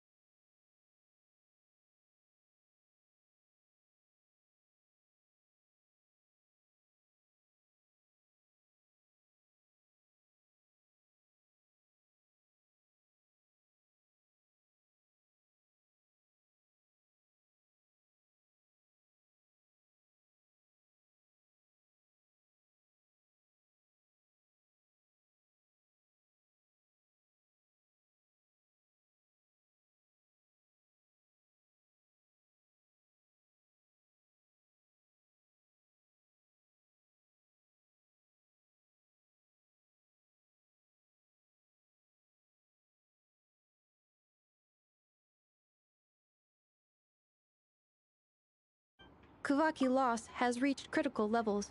Reikir of Solnari set to maximum threat level. Warning, unless de-escalation measures are taken soon, he will pose a threat beyond our ability to contain. The consequences could be catastrophic. Traveler, do you remember when we encountered Rerir just after regaining his body? There wasn't a shred of sanity left. Nothing but madness and rage. Yeah, didn't he shout out a bunch of names? Then he started raving about how nothing in this world mattered to him. Oh, Paimon gets chills just thinking about it. Oh, but the thought that he's still out there, lurking somewhere in Notcry, waiting for his chance to strike? Oh, even chillier. Last time we fought, we were already at a disadvantage. If he has such overwhelming strength, why would he suddenly go into hiding? Yeah, if I were him and I wanted more Kuvaki, I'd just take it by force. No point staying in the shadows, unless something went wrong. His whole resurrection thing didn't exactly go smoothly. The other thing is, how does someone who's completely lost their mind still have the wherewithal to cover their tracks so perfectly? Beats me. According to certain medical studies, insanity does not always entail a complete loss of rationality. It may be that he is simply living in a world of his own. That actually sounds about right. He was ranting away to himself the whole time, like he had zero interest in talking to us. There are many unanswered questions here. He could be right under our noses, and we'd still be in the dark. Besides his name and title, we know little about him. Certainly nothing about his past, or what he might be hoping to achieve. Exactly. And we wouldn't even know where to begin looking. Even Boss hadn't heard of the Rahir of Solnari before all this. I'd be willing to bet that even if we gathered together every scrap of intel in Nodcry, we still wouldn't find more than, like, 3 useful facts about him. So, if we do nothing, he'll just keep getting stronger. But if we want to investigate him, we have no idea where to look. Last time we had Marionette and her big robo-buddy to help us, and we still barely held our ground. If we had to face him alone, Paimon's head hurts just thinking about it. What are we supposed to do against a threat this big? Well, I do have a little hunch about his next move. Given that he attacked the quarry, I'd say it's likely he'll target other places rich in Kuvaki, somewhere like the Eye of Krati, or the Pillar of Embla. One thing's for sure. If we just sit back and let him keep absorbing Kuvaki, we really won't stand a chance against him. A perfectly reasonable hypothesis. However, it is worth noting that these two locations are quite far apart. To investigate them both, we'll need to split up. I agree, we should split up. Right now, Rerir's goal seems to be gathering Kuvaki, not fighting us directly. Once we're done, let's regroup on Hisi Island. Wait, why Hisi Island? If I recall correctly, your largest goddess statue was carved from Kuvaki-rich ore, was it not? That's right. Yes, it could well be a potential target of his. I should head back and start evacuating the pilgrims.